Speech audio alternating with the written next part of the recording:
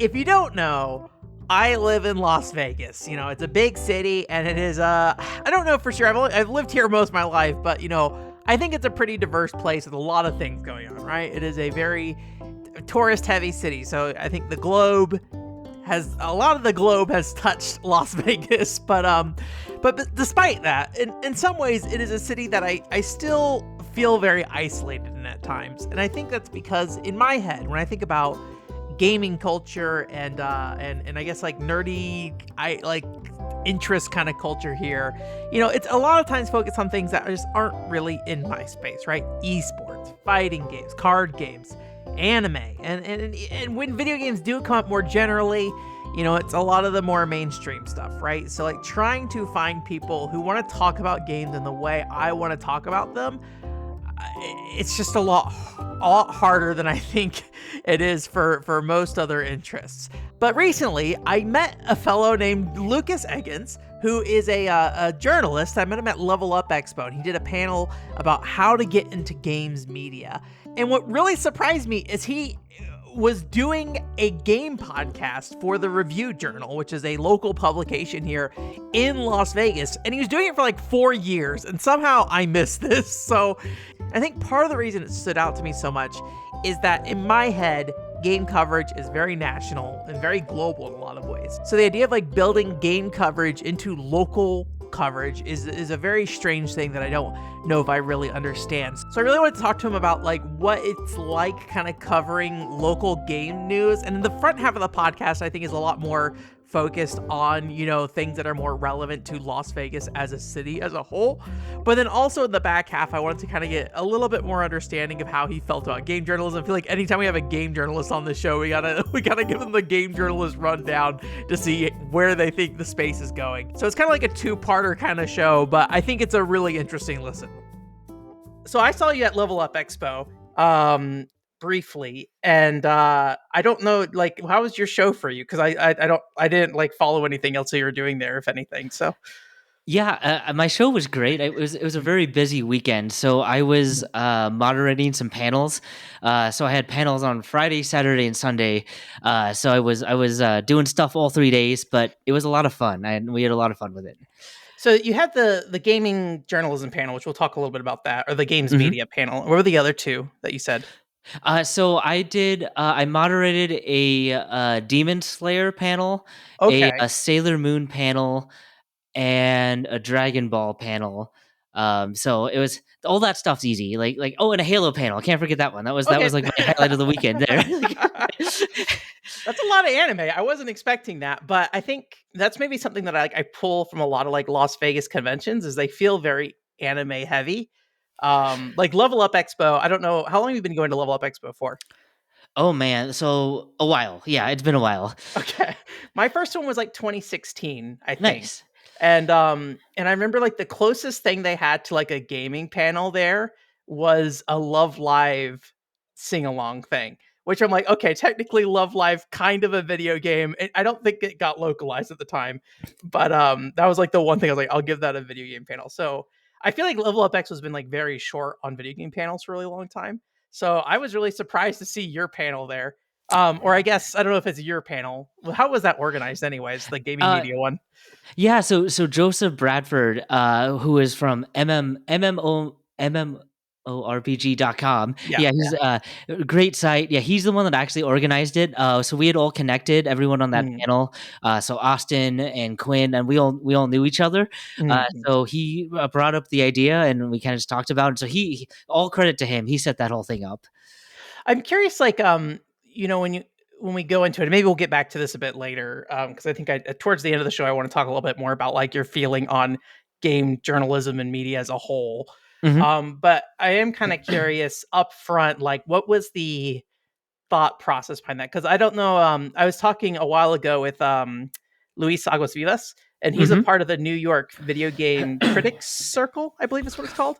And I hate to say it, but initially I kind of was like jokingly like you're training people to go to like a dead career, but I think there's a lot of good skills that come with it. So as much as like humorously I thought about that, I respect the mission of what they do so much. And like also just I think adding any structure to games media as a whole is like really important in my opinion. But yeah, what was kind of the intention with that? Like, why encourage people to get in the field? Do you think? Yeah, so I mean, I do agree with you. It's to put it mildly a challenging time to be a journalist Yeah. in covering any subject. But we wanted to encourage people because I really believe the how journalism looks obviously is changing, but there are still those avenues for you to pursue it if you're interested. Hmm. And I think it's important that there are good journalists out there covering the games industry. I think I tell people, you look at some of the other entertainment industries or just anything in the world, the journalists covering the good and the bad has helped Hmm. shape those things, I think, overall in a better way. Like, I think a lot of those industries are in a better place, even when journalism's there to reveal the not so great parts. Yeah. So I think for the long term health of the gaming industry, it's good to have journalists, and it's important. And I think that the more we can encourage people to say, hey, it might not look like your parents are remember it, but there are avenues Yeah. for you to grow your career in your own unique way and kind of find your niche and your stamp to put on the industry. Okay. I'm going to kind of revisit that topic later because I do have a Hmm. lot of what you said I want to dig into a little bit more. Okay. But I think one thing I want to get into first and foremost is because honestly, like I listened to a few of your podcasts. I read the latest issue of Game On. Um, I don't know much about, and maybe in a true to fashion way, as like a game journalist, is more focused on kind of the topic than yourself. I don't know much about like your experience with games. Like, so like, how did you get into video games, and like, what kind of games did like brought you into gaming? Yeah, so my very first gaming memory was my parents got me a Game Boy Color, Okay. and I will say that, I mean, this isn't very original, but Pokemon got me into gaming, Mm. specifically the Special Pikachu edition that like kicked off just this lifelong love, as people might be able to see in the back of the Pokemon franchise. My first home console was the original Xbox, so I mean, all credit to like Halo, that really kind of dove into the multiplayer aspect and seeing like this grand epic sci-fi story play out in front of me Mhm. that we got to participate in. I've Do you always do you mind been if I more. ask your age for that time period? I don't know your age, so Yeah. So I was about 8 or 9 when okay. Pokemon came out, so that would put me at what, like 11 or 12, I think, when Halo came out. I think in that range. Gotcha. Um, and then I've always been kind of drawn more to story driven games. I do love the Call of Duties of the world. I'm just not very good at them. I've never been very good at them. So I'll take a like Last of Us or a Journey. Any day to kind of satisfy my itch. I respect the heck out of people who can do those competitive games. That's just never been me. So I'm kind of curious what you think about Call of Duty's narrative, because it does have a story, right? it does. So, You know, I think past Call of Duties have like captured like the summer blockbuster feel really well. I'll yeah, give them yeah, that. yeah, Like yeah, the set pieces have been great. The stories have been interesting through the years. yeah, Like definitely, definitely ups and downs there. But I yeah. think they capture that like really big summer fun, bombastic feeling that I think a lot of people enjoy. I don't know why, because I think we're around the same age. Because I was around, I think Xbox was 2001, so I would have been It 11 was. as well. Um, for some reason, Call of Duty One. There are two characters, Sergeant Moody and Private Elder. And like as a kid, I really liked them for some reason.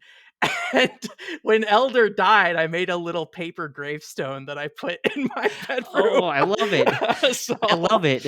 but I don't know why I attached to those characters as much as I did. I'm not much. I don't know if you like got a chance to look into my stuff at all to know like what my background is that much. But like Call of Duty is not really my space anymore, but I have a lot of respect for Call of Duty, Hmm. and I don't follow a lot of coverage of it because it is more of that competitive aspect. And I Hmm. think in a lot of ways, what I care about is probably the more campaign part. And I don't really know much about it beyond. I feel like I get kind of the PR rounds every year where it's like the guns sound louder this time, Yeah. and I'm like, well, I don't care about that. But I don't know what I want out of Call of Duty. So, and I'm not the audience anymore, so it doesn't really matter what I want out of Call of Duty. So narrative driven games though, that's kind of your focus. Yes. Um And correct me if I'm wrong. Did you primarily focus on Western games when you were talking about that earlier, or do you have like any kind Yeah, of yeah, interest in primarily Japanese games Western too? games. I love the idea of like JRPGs, but man, I just never finish them. Like I Yeah. am now old enough to realize like I just get lost in side quests, and all of a sudden I'm like I don't even remember what I'm doing for the main story, and then I want to move on. Do you have that same problem with like Elder Scrolls or something like that, or I do. It's like I always try to tell myself I'm going to stay focused, and I never yeah? do. It doesn't matter what I respect and I love the big beautiful world, and Mhm. then yeah, I get lost too much. In some ways, like especially older JRPGs, I feel like it's so much easier to stay on track of just Yes. like I'm gonna do this. Where with like, and I guess I haven't played that many Western game RPGs. Like I have a copy of Oblivion on PS3 that I Oh got man. very cheap a long time ago. And I was like, I'll play it someday. Guess what? Modern day, still have not put that thing in my PS3 once. And that's probably not the version to play, but also I'm the weirdo who'd be like, yeah, I'll play the PS3 version of Oblivion in 2025. There you So go. yeah, the broken one.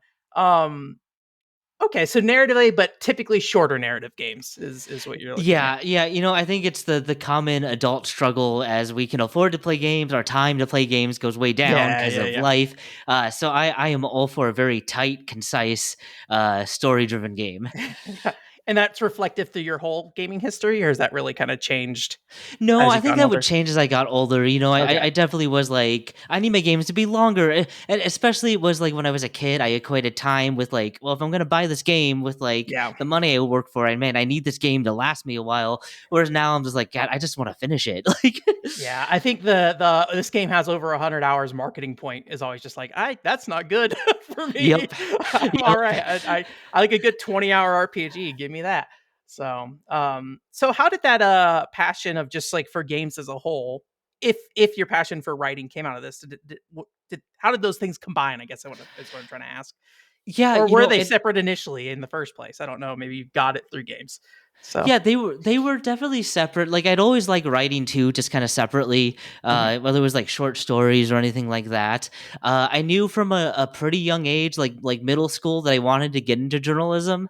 Mm. Like I always tell people, I first started journalism being printed in the Green Bay Press Gazette in Green Bay, Wisconsin. They had like a teen section where you could review a CD or a movie, and they would reimburse you. So as like a middle schooler, I'm like, hey, free music, free movies, count Yeah, me in. yeah. Like, so that's kind of where my journalism really truly started to kick off. Honestly, from there, I took like the more traditional path, covering like sports, local stuff. It wasn't until I got to the Review Journal in 2019 that like the idea of like gaming journalism kind of presented itself. It was always there in the back of my mind, but Mhm. up until that point, I felt like unless I got to like the IGNs of the world, I wouldn't get a chance to. And then the regional kind of presented an opportunity that I was able to jump at. Yeah, I tried to, I was a little bit before you that I was trying to get into game journalism, or maybe not a little bit. I was like probably like 2012 that I tried. Hmm. Um, and it was just like, yeah, unless you're at IGN, the income was so bad. It's just like I this isn't going well. And eventually I gave up and just did like a normal job for a while, with the intention to get back to it. But by the time I graduated in 2015 college, I was a bit of a late graduate in college. It took me a while to get through. Um, like I just looked at the landscape and I was just like, ugh, I don't know about this. And then I got into business software, everyone's favorite.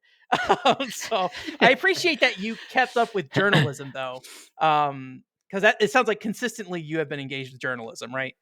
I As a have, whole. yeah, Yeah. yeah. So right from my when I graduated from college, pretty consistently, I kept through it. I think initially Mhm. I was just stubborn. I'm like, man, I studied journalism. I wanted to be a journalist. I'm gonna be a journalist. I gotta at least get into the field, and then from there, kind of try to find a way forward from when I started. Gotcha, gotcha. So what was the thing that well, so I'm kind of split on where I want to go next with this. I kind of like what was the thing that got you into games writing, but also even though it's not video games focused, I am kind of curious what you enjoyed most about normal journalism in that time frame after college before you got to the review journal. Like Well, I can tell you that like my first job out of college was in Ely, Nevada, which is like a tiny, tiny town in the Yeah. eastern part of the state. And I just ate it up. Like I've obviously out of necessity. I had to cover like everything from like city council meetings to high school sports. So like initially it was, and then this might sound cliched, but like that draw of like every day was just something just totally random, totally different. Yeah. Yeah. That I got to meet a lot of interesting and cool people. So like I've always been fascinated in telling people stories. So the fact that you could get like such a wide range of stories was really fascinating to me. Um, as my career went, I was kind of more trying to figure out like what would be my expert topic, right? Like you see Mhm. like most people aren't just general journalists, right? Like the big ones are like sports journalists or politics journalism. So I Yeah. was trying to figure out what that lane was. For a while I thought it would be like sports, like there was a I wanted to write for like Sports Illustrated and all that stuff. And then as much as I love sports, I think I just kind of started to find that I'm like, man, I'm just writing the same stories, kind of stories. Like there are only so many ways you can spin a win or a loss. There are only so many feature stories you can write in a community because frankly, Yeah. there's just a limited number of potential people out there that are newsworthy for by newspaper standards. Yeah. So by the time I got to the review journal, I was really trying to figure out uh, what would that next step be? Like, where could I take it that I haven't gone before? What could I do that could keep things interesting and not get stale? Because honestly, the once things get stale, it kind of just kills your motivation a little bit, and it might be time to hop out if that's the case.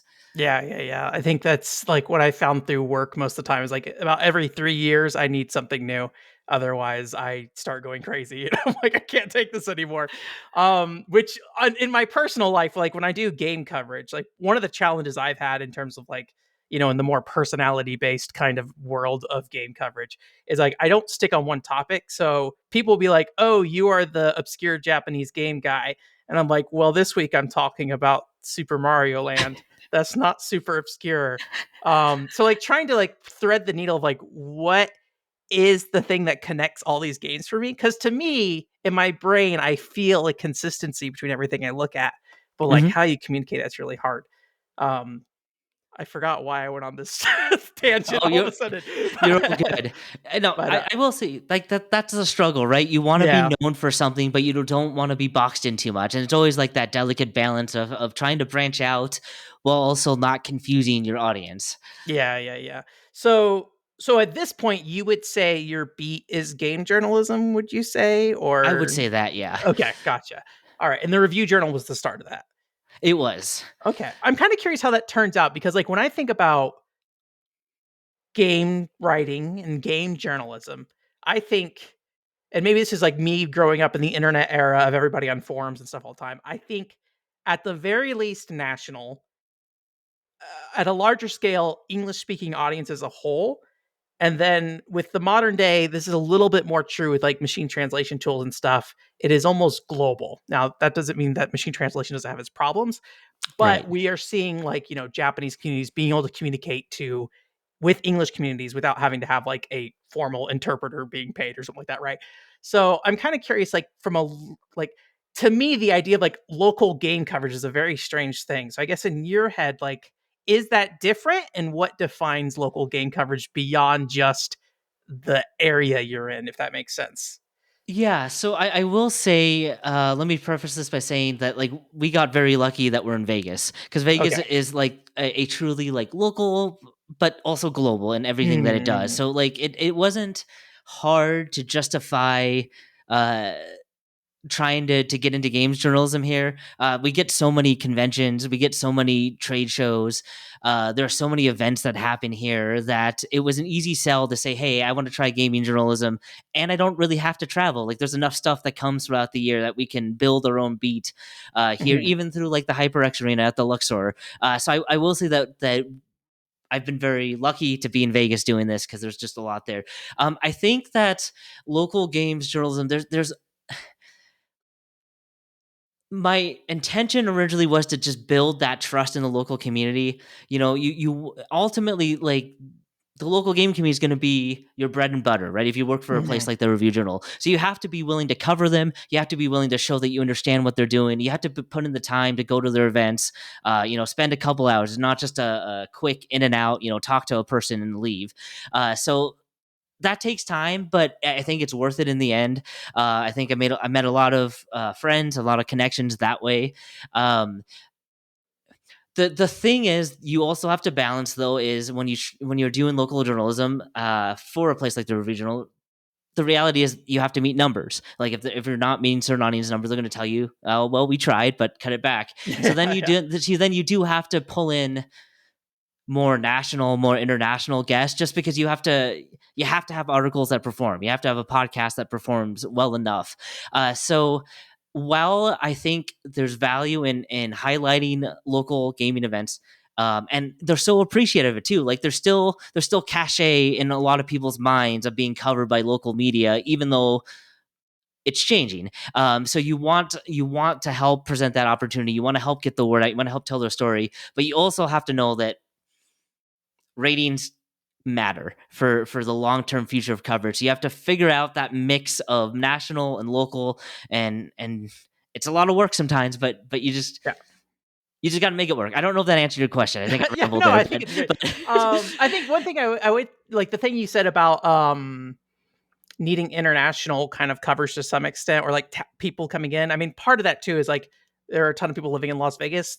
There are Mhm. people in Las Vegas who know who Greg Miller is, right? Right. And so there's probably some connection there that if you talk to a Greg Miller, some of that audience can be like, oh, I mean, I had no idea that you like the Review Journal was doing game coverage until the Right. panel that was at. I was just like, oh, okay, that's interesting.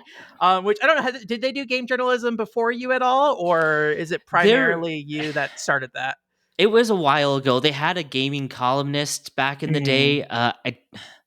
I don't know what the years were, but I think it was the early 2000s. okay. But then they had stopped that for a while. Yeah, yeah, yeah.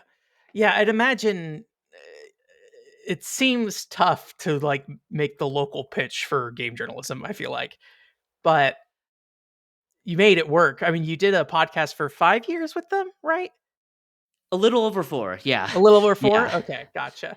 And, I don't you can correct me if I'm wrong, are you still working with them now, or you are not working with them? Because the I podcast am ended, I think, a year ago, if I It saw did, it correctly. did. Okay. I'm not, I don't know how Okay. much you wanna get into that. I'm not, though. Okay, yeah, no, whatever you're comfortable saying is the big thing. So, okay. And, I guess in their view, if you're comfortable talking about this, like, what do you feel like their expectations were from a how you cover it perspective?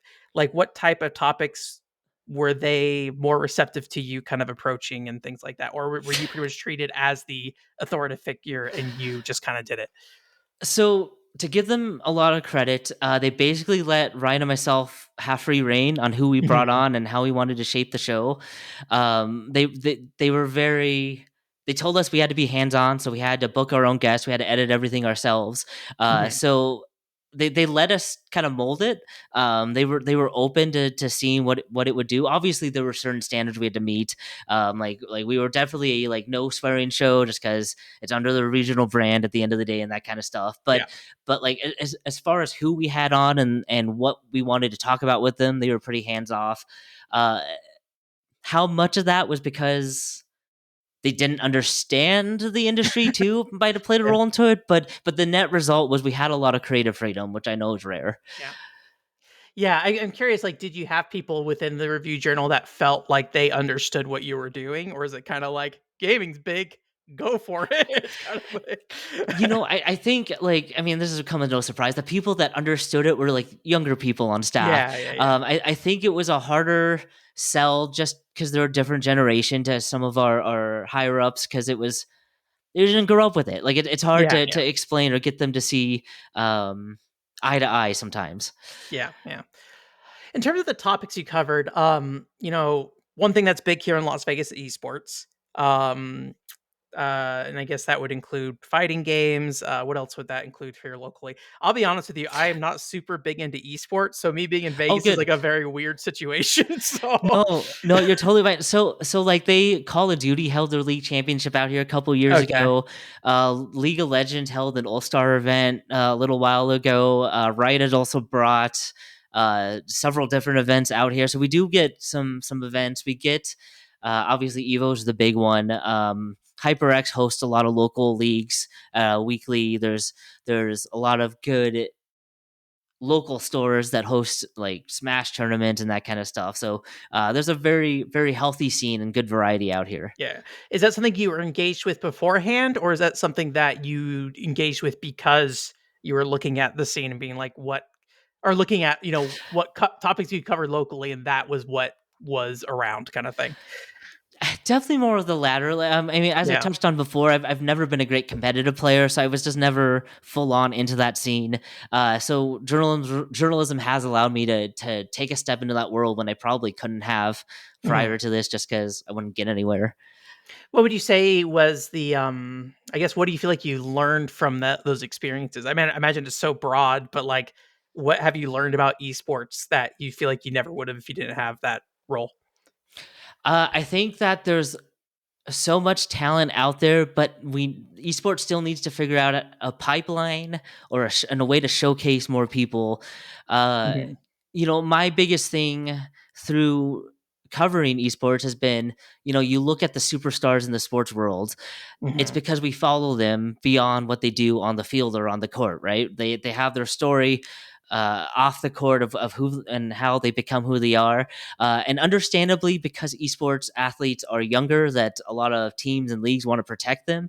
But that Mhm. also prevents, I think, truly breakout stars because a casual fan or somebody that's not interested as much into esports will follow somebody if they know how they got to where they are, if they have a rooting interest Mhm. in that team or in that person or in a storyline. So I would love to see esports put their players out there more. I know that's a delicate balance, but I think if they want to take that next step to quote more mainstream audiences, which is what they're always chasing after, you need to give those mainstream audiences something they can latch onto beyond just the X's and O's of a game. Yeah, yeah. In terms of yourself personally, like like you never said to me so far, at least, that like I was into fighting games or something like that ahead of time, right? So like, did you engage with that content, and how was that process for you onboarding? Because sometimes to me, even somebody who knows way too much about video games, fighting games feel incredibly alien to me at times, and it's very hard for me to parse what's going on. So I'm curious, like, what was that journey like for you? Yeah, it's funny to me because fighting games I think are at times both the most approachable because a lot of them are obviously one on one, so a casual Mhm. fan can go that person's fighting that person. It's a very clear winner, but then the techniques behind it can be incredibly advanced. Obviously, when you start Mhm. talking about combos and reaction times and all that. So I am a button masher when it comes to fighting Yeah. games. I just cannot keep up with the combos. Smash is the one fighting game that I can kind of hold my own sometimes. Not saying that I'm good, but it's the one that I won't get just like completely blown off the water. But it's it's been fascinating to learn like the different games, what different styles those games lend themselves to, Mhm. and like just the amount of training that like truly professionals put into that is it's just truly. I've learned much more than I thought, and to be honest, even knowing that there was a lot of nuance, there was far more than even I figured coming into it. Yeah. Do you, get some of that through hands-on, or are you mostly getting that through talking to people who play these different games? Mostly talking. They do show Mhm, me sometimes, and it's something that I can at least grasp conceptually. I mhm. don't. And not a lot of it sets into my hands, but but it is interesting. It does give you a different level of respect when they try and show you, and they're still talking you through it, and you're still going, man, I can't pull this off to save my life, guys. Like I don't know Yeah. how you're doing it still. Yeah, I went to a little I forget what the place is called.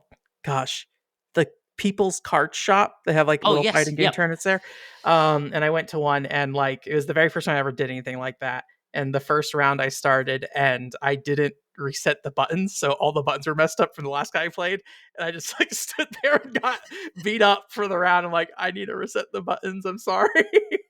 But it's like those kind of like experiences are interesting because like that's not something you ever think about, right? Right. Then suddenly you being this person that has no idea what they're doing, you show up and then they're just like, oh yeah, that's something you gotta worry about. Right. Um so yeah. So if you've played anything outside of Smash Brothers, what were the things that you at least tried your hand at? I mean, I do like Street Fighter. Okay. So if there was one, my fiance also really loves Street Fighter. So if there was a traditional fighting game that we play the most, it's definitely Mhm. that. Although I do like the Soul Calibur games, like back especially back in the Xbox days, when you had those like weird collaborations with the different console versions. Uh, that was fun to watch. So yeah, Soul Calibur, and Street Fighter were my favorites. Would you be able to say, do you think you know why those two games specifically? Street Fighter, just because I think I had that connection of going to an arcade as a kid too, and playing it there. So Okay. I think that was like the memories. Soul Calibur because dude, when you had like Spawn in one version, and like I think Yeah. Link was in the GameCube version. I think back in the day and it was. I just liked him. I think as a teenager, I'm like, that's the mature one. Look at these characters. So I was like, let's latch on to that one. I think Soul Calibur is something I haven't like thought too much about, but one thing, and we grew up at around the same time, so you might Hmm. understand what I mean by this when I say this. There was this weird community aspect to Soul Calibur, despite no me never playing with anybody. I Right. think in some ways, in the ways that those characters you mentioned drew up such a conversation around the game that everyone kind of would talk about playing Soul Calibur, but at least in my case, and I feel like a lot of people I talked to, there wasn't a lot of people playing together unless they had like really close friends that they're playing at people's houses. Because Soul Calibur 2, I'm sure there's an arcade version. I just never saw it. Right. And at that time, I think even as a kid, there's places like GameWorks in town here, Yep. but I feel like they were, at least for me, not easy to get to because they're Right. like on the strip, if I remember correctly. Yep. So it's just like I couldn't just go out and go play Soul Calibur against people or something like that, right? But it was like weird that it kind of felt like it transcended that either way. But I think it's like you mentioned with the characters, it was a conversation point to be had with people. So Yeah, it might have been like the most popular fighting game that didn't actually have a lot of players, but hey, it yeah. whatever works. It sold pretty well. In those games, I think the GameCube version sold at least like 1 million units. But we're talking about like GameCube numbers at the time, right? So Yep. that was a long time ago. The market's changed a lot. I used to in my brain for a long time have like 500,000 units sounds like a good number to sell for a video game. That is no longer true. It hasn't been for a really long time for like a big company like who's that? Bandai Namco. Yeah. That's not really It's for them. So it's insane how many units a game has to sell to be a success, yeah, especially yeah. in the AAA space. It's yeah, so much pressure. So one thing that I did see at Level Up Expo, and unfortunately I need to go look at it, because the day after Level Up or Sunday, I woke up with food poisoning and couldn't go back to Oh Level Up Expo. no. It was not a good time. But they had an indie booth there that I didn't get to go look at. It's like the IDGA? Is that what it's called? Or am I thinking of something else? Anyways, it was like a local indie group for Uh-huh. developers. Um, I I listened to like 2 or 3 of your episodes, so I don't know the full scope of what you covered on your podcast. What was your relationship with the local indie scene, at the Review Journal, and like kind of what kind of covers did you do, and like what did you enjoy about it? I guess. Yeah, it admittedly was lacking, especially in the beginning. I think it Mm, started to strengthen near the end. Like we had from the beginning we had talked to a lot of local groups, but a lot of them were esports related. mm, So game development was admittedly lacking. Like right near the end of the tenure, I started to get connected with some of the local game development community.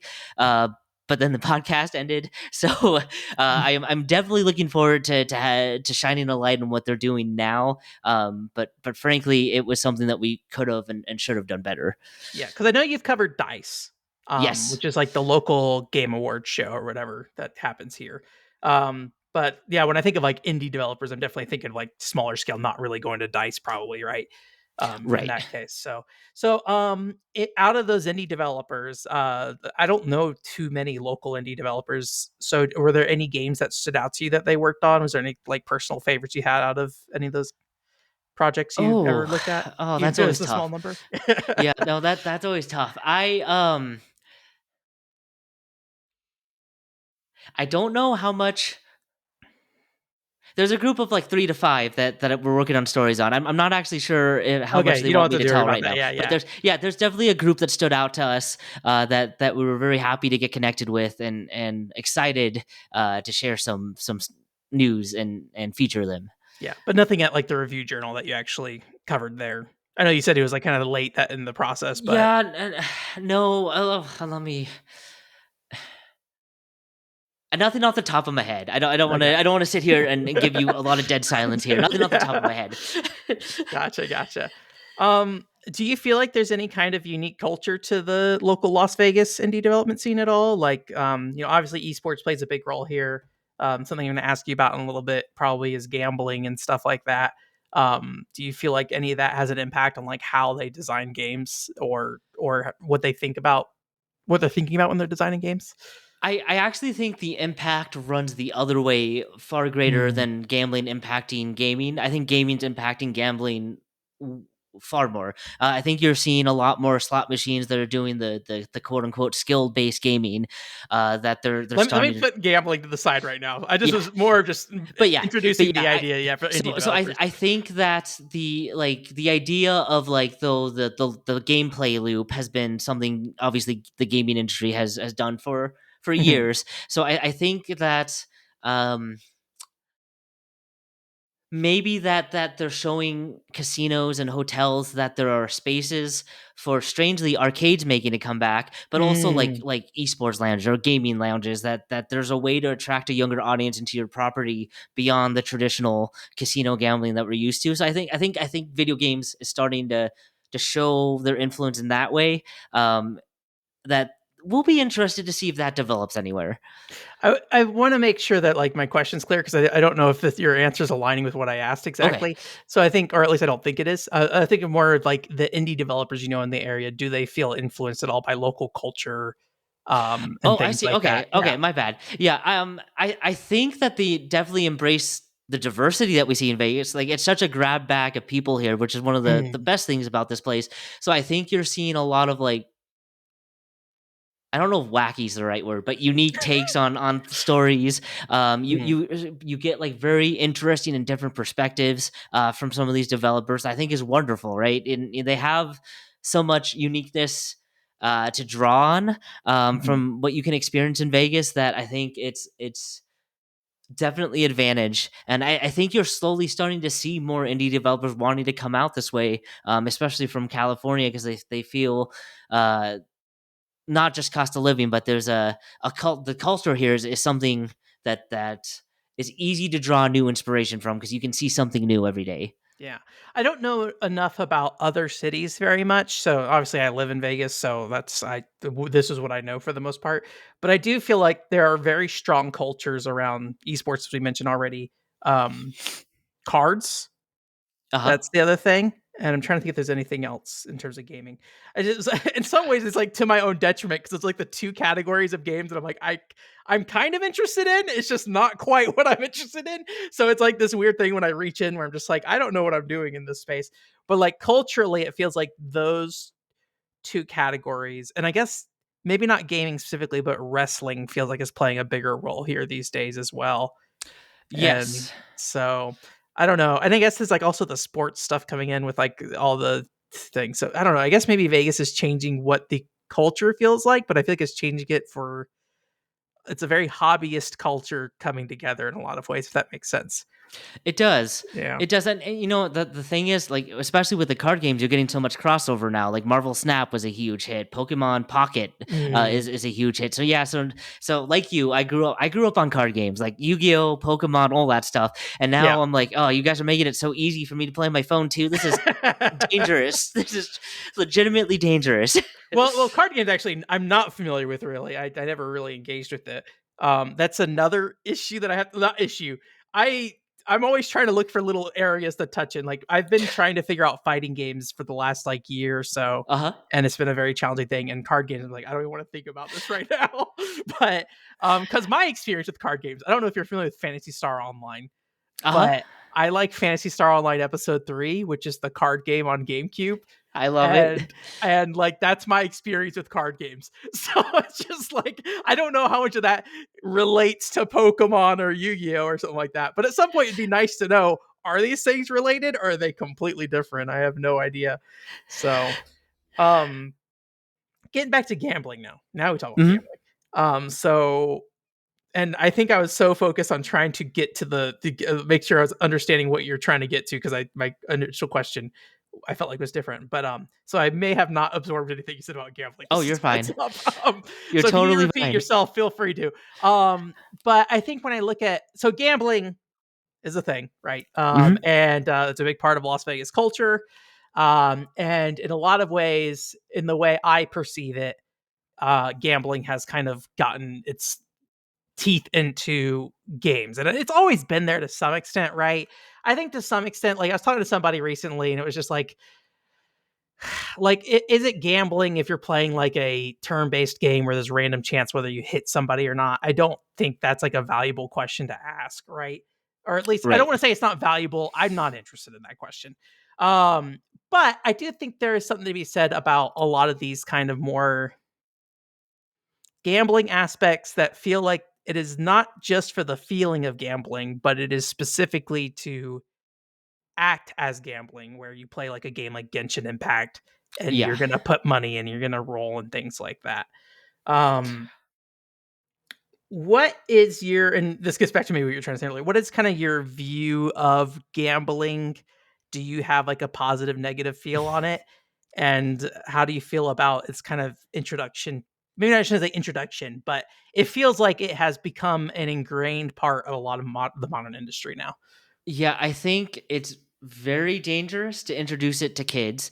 Mhm. Like loot boxes obviously are essentially gambling. You're spending money, you're trying to get a certain item, and Yeah. there's various drop rates depending on what item the item is. Do you have a Um, problem with Pokemon Gold and Silver having slot machines? that's an interesting question.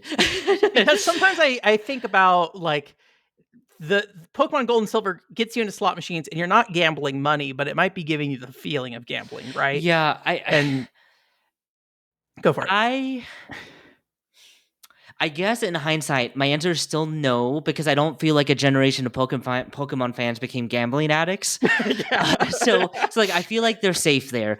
I You gotta think start a study, just like yeah, find people who have yeah, been yeah. played I Pokemon Gold and Silver and did they I become think addicts?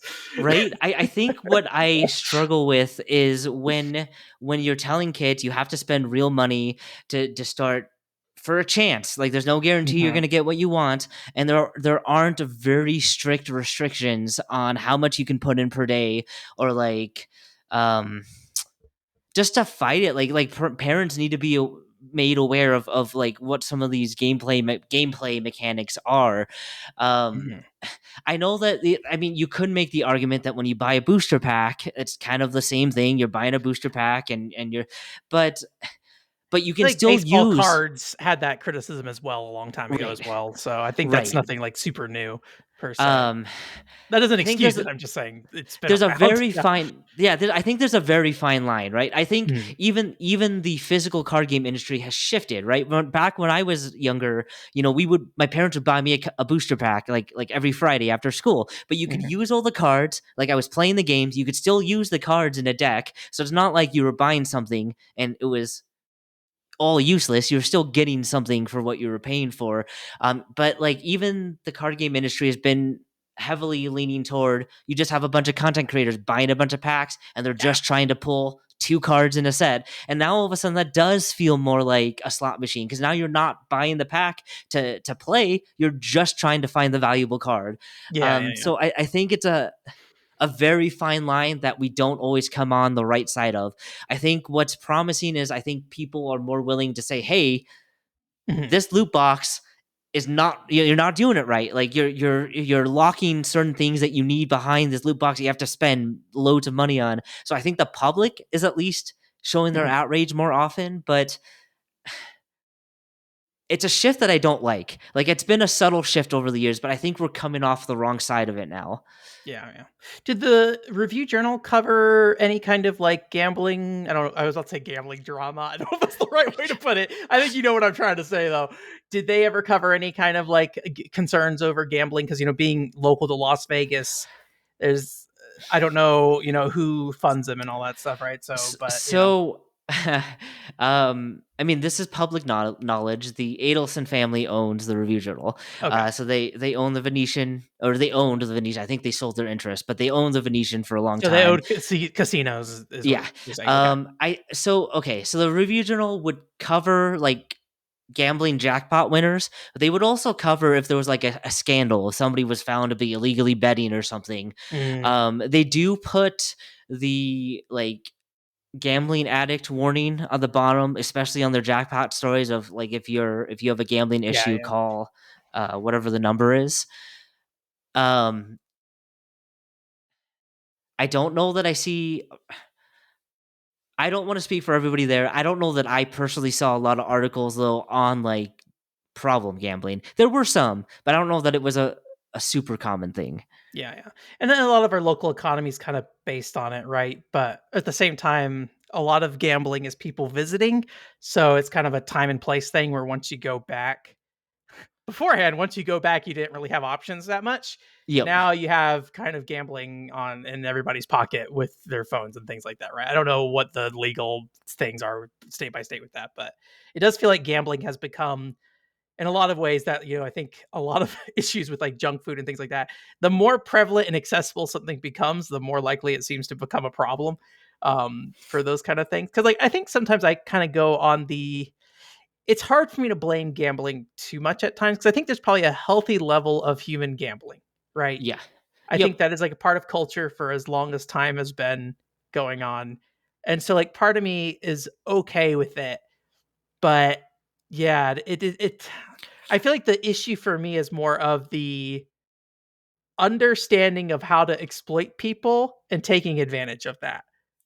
And so when people say like gambling is bad, I think to me it's like, well, gambling's probably not bad, but how you connect these things like to Right. the emotional state somebody's in and the actions they're going to take, and then also as a company saying we're going to do this kind of thing, right?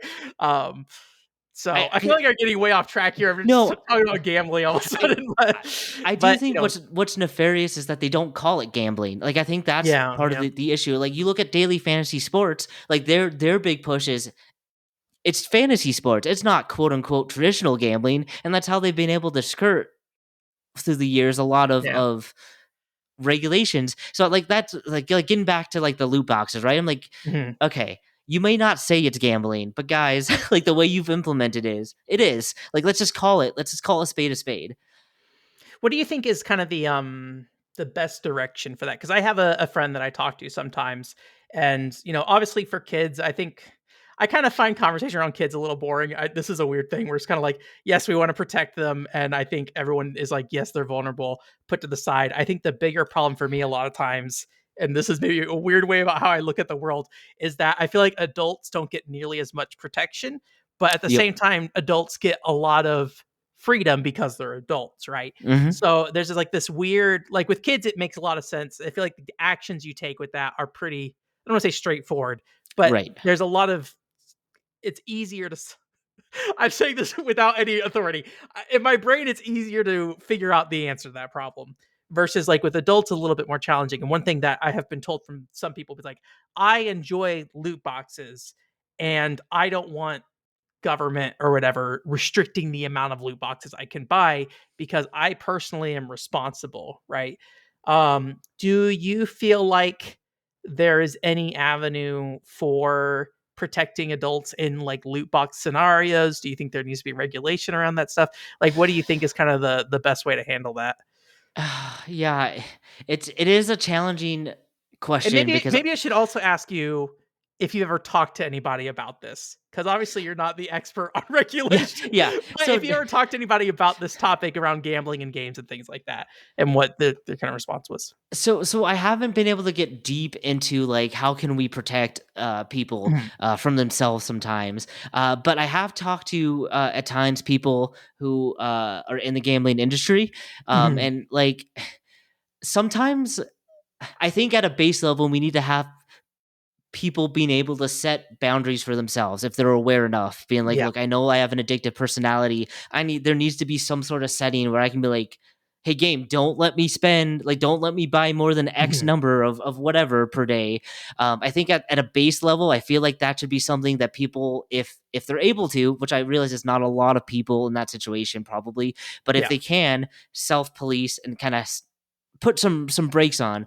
um I just struggle with saying that there should be no regulations because there are so many. You hear these stories of people who've lost entire paychecks. You know, they've lost houses, they've lost their families have been ruined, and like I it's mean, even beyond like the destruction of your life, like just looking at, I remember when I played the hit video game Final Fantasy VII, The First Soldier, the battle royale. uh huh I love that game. I know a lot of other people don't. One of the guys in the community was like, "I spent $5,000 on this game," and I'm right like, "Dude, what are you doing spending $5,000 on this game that was only alive for probably around 11 months?" So, I'm just like, I don't know what you're doing, and like I think one thing that I've realized talking to my a lot of friends is that I typically spend like 20 bucks on a mobile game, 20, 30 hmm bucks. I'm realizing most people I know are spending substantially more than that on a game. So it's just like, it feels like in a way that I didn't realize it was kind of all around me. A lot of people I talk to, it's showing up a lot more in smaller numbers.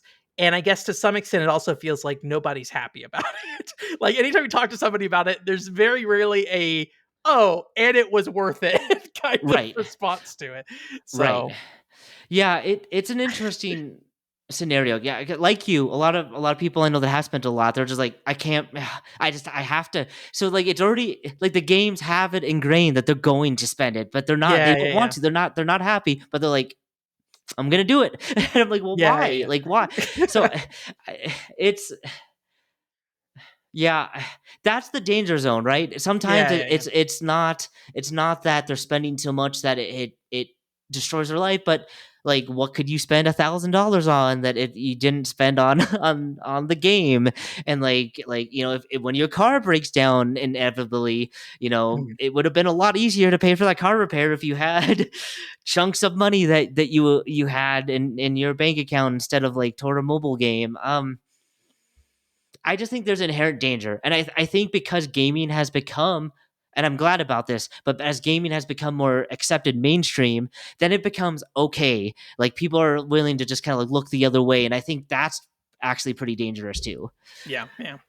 Do you envision a short-term future where there is any changes, or do you feel like we're just kind of on this road for a bit?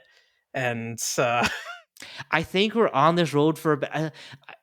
I don't mean this. This is just my personal opinion, and I hope I'm not right in any way, shape, or form on this. yeah, But I feel like it's going to take like a wide percentage of a population to be like, dude, we don't have money saved like we should, like we don't have retirement saved like we should, and have like this be like part of the reason why, and really to spur people on to be like, yeah, we should talk about this. Like I feel like sometimes it takes a very massive bad event on like a grand scale to really get people yeah.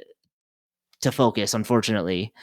Yeah, yeah. It is a lot of, I think in general, I mean, worked in business software, so sales or software as a service hmm is, and like reoccurring revenue is like super important, right? You don't sell a software once and then it's done. You continue to charge people to use your software kind of thing, right?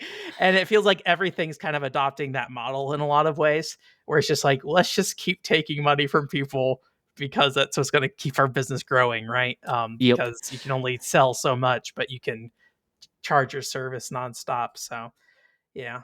I feel like I got really off track on that, but I appreciate you entertaining me on that. I think gambling something I'm thinking a lot about more recently. Thankfully, I'm not somebody who has a gambling problem, but in some ways I'm trying to look at the more positive sides of gambling, if that makes sense. Where it's like, Yeah. how can you, like, I think a lot about like Japanese PS2 pachinko games, and I want to engage with that space. And in my mind, it's like a weirdly safe place because you just buy it and then it's just done. And then you can Yeah. pachinko all you want. You have your pachinko game, the Fist of the North Star pachinko game, right? And then I'm just gonna sit there and watch Kenshiro punch people while I send the balls in the hole, right? That's what I'm gonna do. And like, but I also don't, because I'm not a big gambler. I've only ever gambled $5 in like in a casino once before. Like, I Uh-huh. don't understand how money plays a role in gambling. Like, if it is an emotional difference to gamble money versus to gamble fake money, or if the reaction you're getting is very similar. And so a PS2 pachinko game can give you a similar or the same feeling, right? I played the Konami Marble of Souls Castlevania game in the Yeah. arcade. Have you ever seen that? And Uh-huh. that just felt like gambling. But you Yeah. don't get any money back. So it was like I gave him like $40 for like 30 minutes. And what did I get? An Alucard card kind of thing, right? That was worth like 20 tickets or something like that, right? So, Yeah.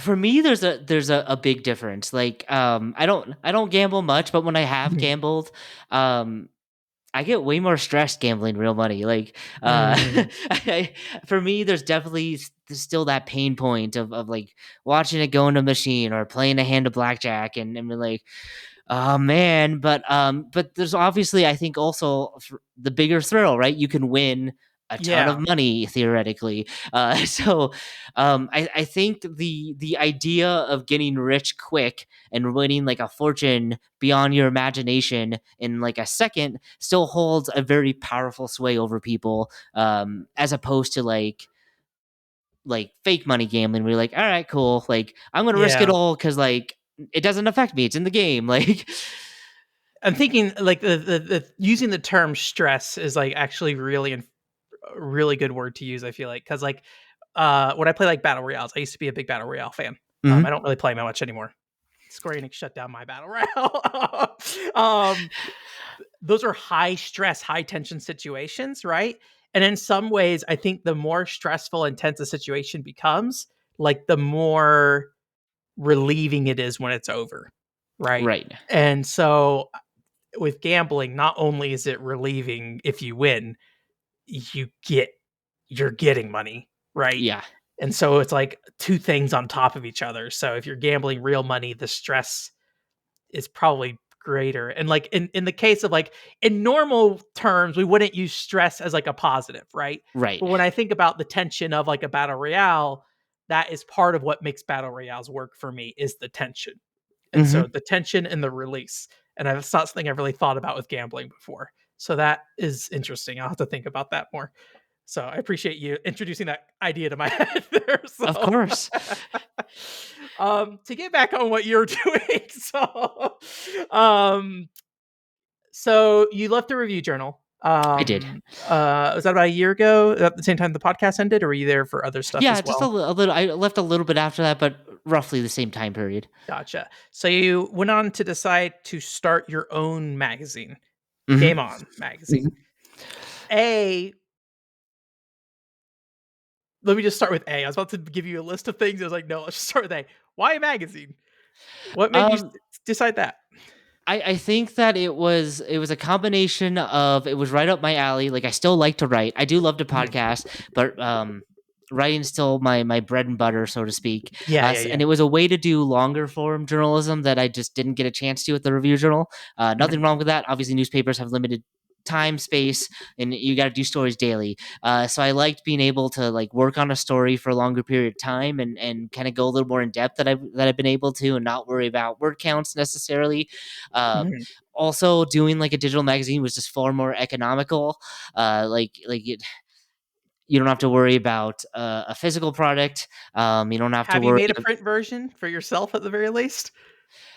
I have all the templates to do that. I would love to do like special editions down the road, but Yeah. like the print minimums are just so gosh darn expensive that like Yeah, yeah, yeah. it's hard to justify. I gave you Um, the PCFX pamphlet at the booth yes. or whatever. That thing, I think it was like $200 for 150, Oh, and that's nice. just one paper being Yeah. folded up. So a whole magazine, I imagine, is a very different scenario. So Yeah, and it was a way to scratch that gaming journalism itch. yeah. I want to give the regional a lot of credit because they allowed me to do the podcast. They allowed me to kind of dip my toes in. Mhm, Um, but I ran into the challenges that I think a lot of people run into at traditional media outlets, mhm, uh, of them having to balance, a shrinking workforce and how they want their employees to do. There's nothing wrong with that, and they should be doing that, obviously, because they need to focus on their main mission. So it just felt like time to try something that where I could just be like, look, let's just give it a go, and we'll see how mhm. people like it, and we'll go from there. Did you feel like that your readers wanted it in a magazine format, or is that mostly a personal thing for you? I had heard that they wanted longer form stuff. So Okay. I guess from that, my personal conclusion was like a magazine makes sense to me. Yeah, yeah, yeah. So it's a mix of both. Yeah, yeah, yeah. And you did a Kickstarter for that, right? And so, did you successfully Kickstarter that, or is that like a partial kind of thing that We you did? did, we did. Okay, It was and that honestly was also a big driving factor of us going, hey, wait, let's just try it. Like Yeah, yeah. it was a lot quicker than we thought. So we were like, all right, Yeah. we think maybe there's something there. Like maybe I'm not just crazy. How does it feel running a Kickstarter in more recent years? Because I feel like there was the quick Kickstarter like explosion for a few years, and now it's like once in a blue moon something shows up. Do you feel like the way you fund a Kickstarter and like the culture around it has that changed at all? Do you feel like? I feel like it has. So like I basically focused on I didn't think I was gonna be like the viral Kickstarter at all. Yeah, I yeah, thought there's a very targeted audience I'm going after, and I'm gonna find out real quick whether they think this is viable or not. yeah, yeah, yeah. So like while we like if you would have told me beforehand the amount of backers, I would have been like, oh, we didn't make it. But the so we got a smaller number of backers, but those backers were giving like at a much higher rate than we anticipated. Mhm. So it was one of those where I'm like, okay, our core audience thinks there's something worthwhile there. And I Yeah. felt like in one sense that might be more important to us since we knew our target. And so we once we saw that target audience embracing it, we're like, all right, that actually makes me feel better than hoping a lot of random people would come on and be like, stay. Like Yeah, yeah, yeah, yeah. I'd imagine trying to get people to buy a digital magazine is pretty challenging in the modern day because, like, I feel like part of the problems I run into is that like my expectation of content on the internet is that it's free, and so the idea of charging for anything that I do, it's a valid thing to want to do, but I don't know how to overcome that feeling of just like everything's free. So, you know, yeah. so yeah, I guess like how is that feeling for you in terms of just like, do you have trouble like trying to like pay gate work? Cause like to me, to some extent, I'm like, I'm going to talk about this very obscure Japanese game nobody's ever talked about. I don't want to put this behind a paywall. Right. So like I'm curious what that dynamic looks like for you. Yeah, I think it was a very intentional decision and something that I had to talk to like my fiance about and just be like, Mhm. look, I have journalism experience.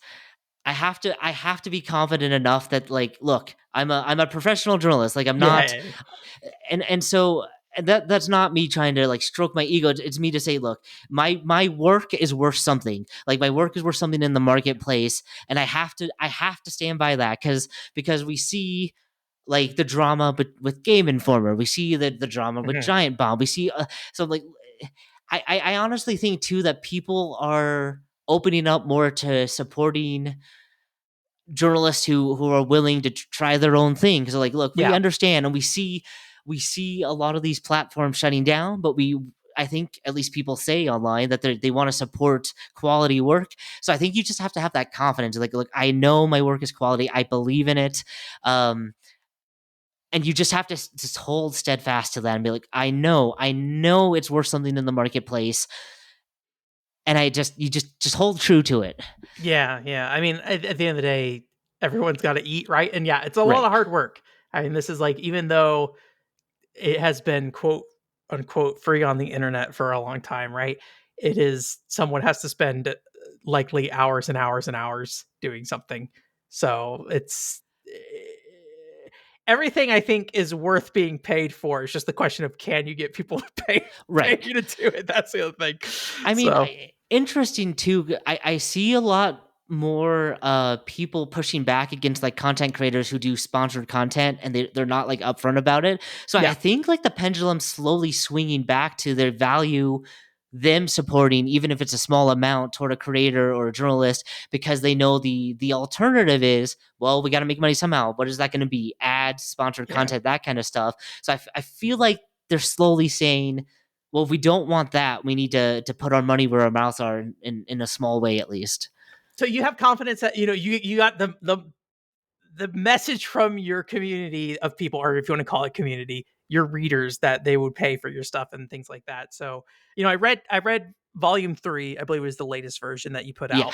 out. And in reading it, what I felt from reading it definitely Mhm. was like, it was definitely like, I'd say like a game culture magazine in a lot of ways, right? Like, you're not like, here's my review of Madden 2025 or something like Right. that, right? It is very much about like, who are the people. I mean, it's still very local, right? Mhm. Who are the people in the Las Vegas community? What are they doing? Um, so your readers, like, what value do you think they see in that work? And like, what do you feel like they're getting out of your work in that regard? Yeah. So, uh, focusing kind of on the people behind the industry was a very intentional choice. Mhm. Like, to be honest with you, what am I to do? Try and compete with like IGN for daily news? That's never gonna Yes, yes, happen. yeah, A million people are gonna write a review on the biggest game. Like they can get that from other sources. What I tried to figure out is what are people interested in that they're not getting? Like, what can we provide that not a lot of other places are doing? yeah, And so, like, I wanted to focus in on highlighting people, highlighting their stories. Yes, sometimes we tie it into projects, but like, what makes them tick, what makes them go, like, and I feel like that was something that traditional journalism can do very well in other industries that I could bring into this space. That And I just didn't, I just knew I couldn't compete in a lot of other areas, so why try find something that I know I can do strongly and that lends itself to a longer format, that we can hopefully provide people more insight that they won't get from a 400 word article, rather than like a 8 or 900 word article. this might be a weird question, but like, how would you quantify, not quantify, what would you define insight as? Like, when you think about, like, for example, you had somebody who created a gaming, I forget if it was a college program or if it was some school Yes. program. Yep. And what do you feel like the value is to the reader for that story for you? Like, what do you think is like, what are you getting to people through that, telling that story? Yeah, so to kind of go on that example, so Syracuse University, and they were part of like the first, they called it the Power Esports Conference. So this was like their first attempt to take major university brands and have them kind of come together in an esports conference. Yeah. So like I wanted people to see that, like, hey, colleges are taking esports way more seriously. There are now like avenues that you can go to where you can get like legitimate scholarships to these bigger schools, these brand name schools, if you Hmm. will. There are ways for you to compete, but also that they realize, with like a lot of other traditional sports, that like the people playing are just a small number, so they're tying it into programs so you can learn production, you can learn casting, Yeah. so just kind of show that evolution where, esports had been in a wild west kind of scenario for so long, where there wasn't a lot of regulation, people were kind of feeling out what to do, to show that, hey, people are trying to take steps Yeah. to normalize it, regulate it, and with regulation can come more legitimacy, right? I think part of the struggle with esports is some leagues weren't running good faith, and those were kind of ruining it for all the other leagues, even Yeah, the good yeah. ones. So that they were taking steps forward, and that things were changing. Yeah, so one thing that I was like surprised by, you were on this panel, but before your panel, there's one panel about like getting into esports, like how do you get Hmm. into the esports industry?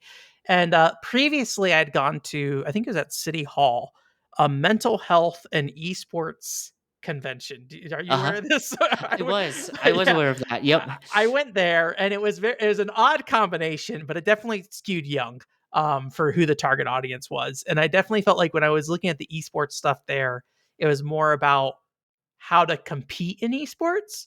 So I was kind of expecting a similar thing there of just like somebody on stage is going to be like, here, how to get Smash Brother famous or something like that, right?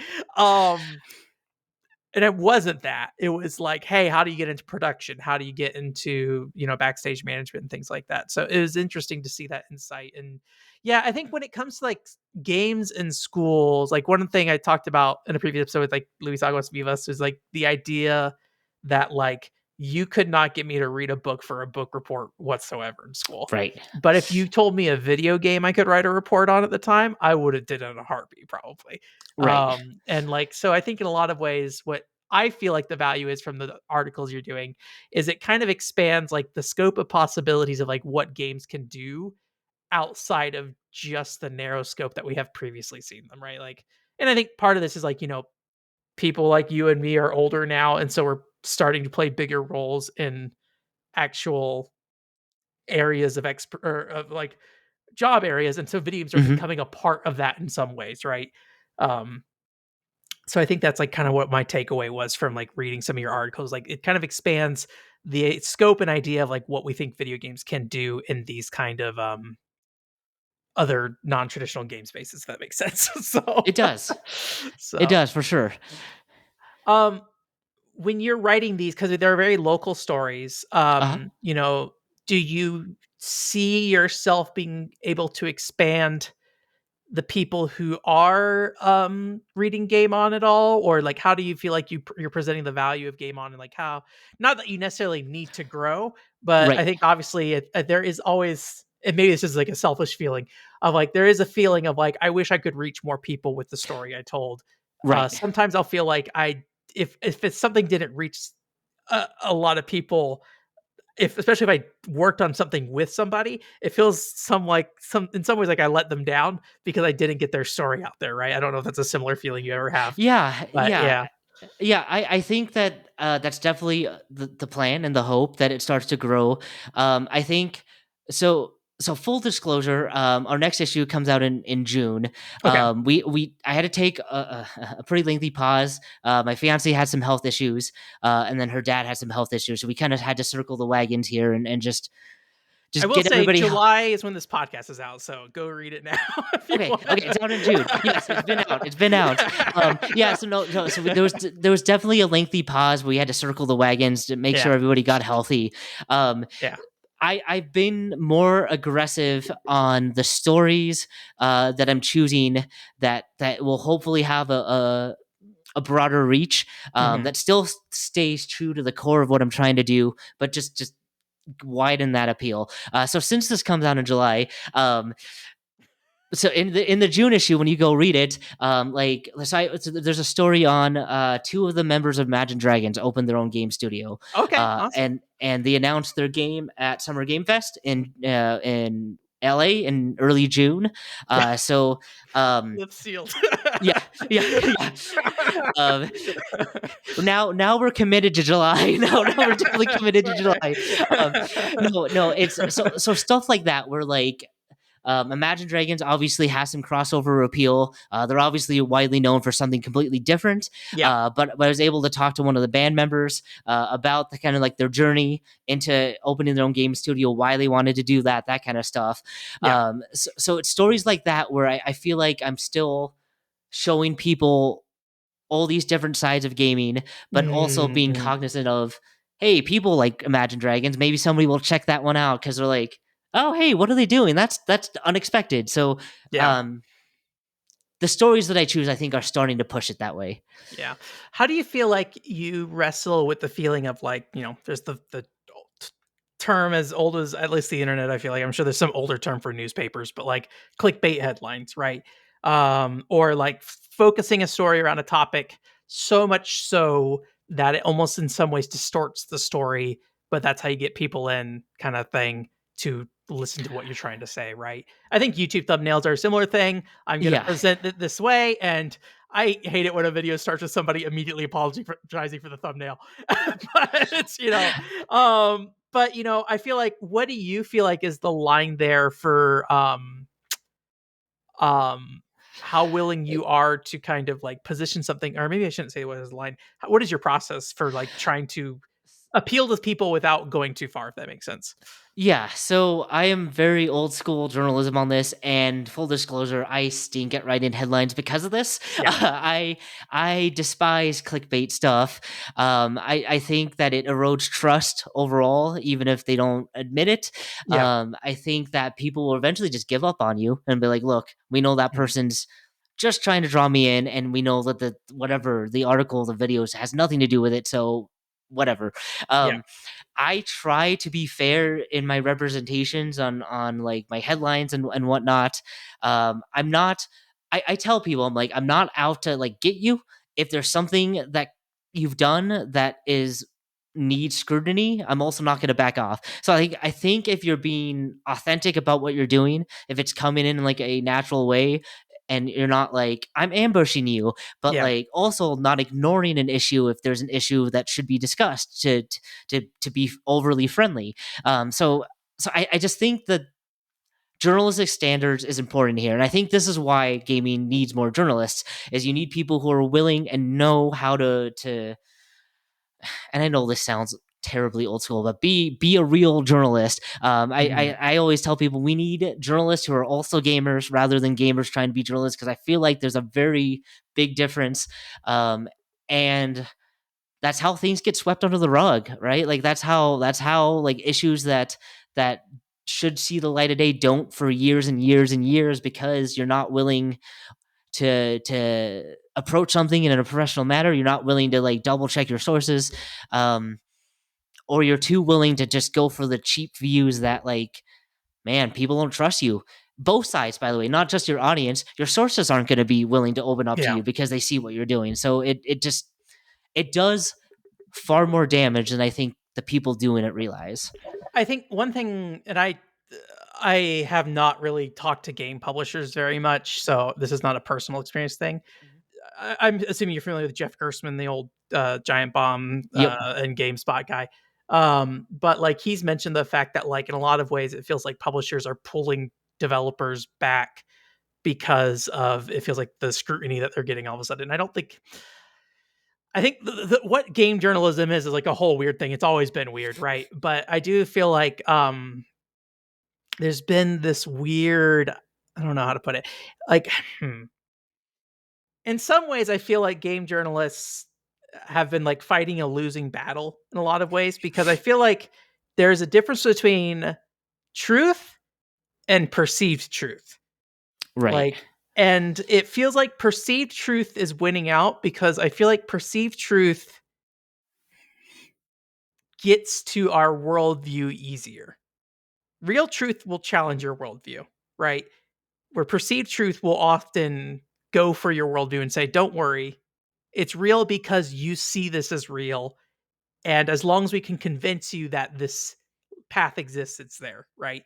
And so I Right. feel like journalists have the unfortunate fight of like having to say, no, the perceived truth isn't real, even though in some ways that's what feels better to people. And it's like it's like trying to give people their medicine, and if Hmm. they don't trust that your medicine is real medicine, they're not going to take it, right? It's a very challenging situation to be in, and I think especially since the game journalism right now doesn't make money. I don't know how to Right. solve that, but I think the thing I always said is like game journalism is like a profession with no support. Yeah. It is you're putting yourself out there for the tiniest amount of money, and anything falling out from under you is probably going to put you in a real bad situation. I feel like so. Yeah, I agree with you, and I think it's to be fair. I don't think that's just a games journalism issue where facts are no Journalism as a longer. whole, yes, Yeah, yeah. yeah, but you're right. There's that battle of we're supposed to present the facts, but we're fighting. Oh, but I believe this is true. When we're Yeah. like, okay, but it's not. Like this is legitimately like here's the data, here's whatever, here's the proof, but we're still fighting the. I just don't buy it. I'm like, okay, well, how do you fight that? Right? There's Mhm. a big challenge in that. I think what is also challenging is because these publishers hold the keys to the gates in a lot of areas that like IGN needs, right? And I use IGN because that's an example everybody knows. I don't mean to pick on them necessarily, Yeah. um, but Well, they're like kind of the big one left, right? I don't feel like right, there's that many options that's up true. on That's true. IGN, GameSpot, and I don't know who else. So so like IGN needs access to games to review, right? They need Yeah. access to do their features, right? So like they're in a pretty tough position because they know and publishers know like if IGN comes at them for lack of a better way to put it, they can be like, we're not going to give you access to the game director. We're not going to send you a copy of this game ahead of time. And all of a sudden it's affecting IGN who has like a massive network of sites that they're managing, right? So like Yeah. I think that people who are running smaller outfits, even though they have a far smaller reach, have an advantage in like we don't depend on game review revenue. Like we don't depend on like ad revenue for these games. So like when we're trying to say, hey, there's a story we need to report on, if you want to play hardball with us, Mhm. you're not it doesn't impact us as much as like an IGN. So I think that smaller outfits have I don't want to say responsibility, but they have the best chance to push for stories that need to be told because there's not all the complicated corporate struggles. And I'm not saying that's bad. Like it's just a fact that they have to deal with business issues. So it's something that you wish would change. I think that the gaming industry still has this perception too of like buddy buddies, like, write something good and we'll open our doors to you. If we don't like what you write, the doors are slammed shut. And like, I hope that journalists are just willing to be like, all right, like close the door. Like I'm not willing to compromise on something. And then hopefully that that it's a long-term play though. Like there's no quick fix. And I think that it's just going to take time. What do you think are Well, actually, let me ask this question first. So, obviously, if you're like a city council reporter, Mhm. if reporting about the cold hard facts about something is very important in if you're like water supplies being poisoned by lead or something like that, right? Right. That is a thing that threatens people's lives. Um, in game journalism, I feel like the scope of that work is a lot more limited. That's not to say it doesn't exist, right? Like there is, labor abuse, there's, all this stuff. What do you think is what do you think I'm trying to think of how to word this. The way I have this written is like what is important about truth in game journalism?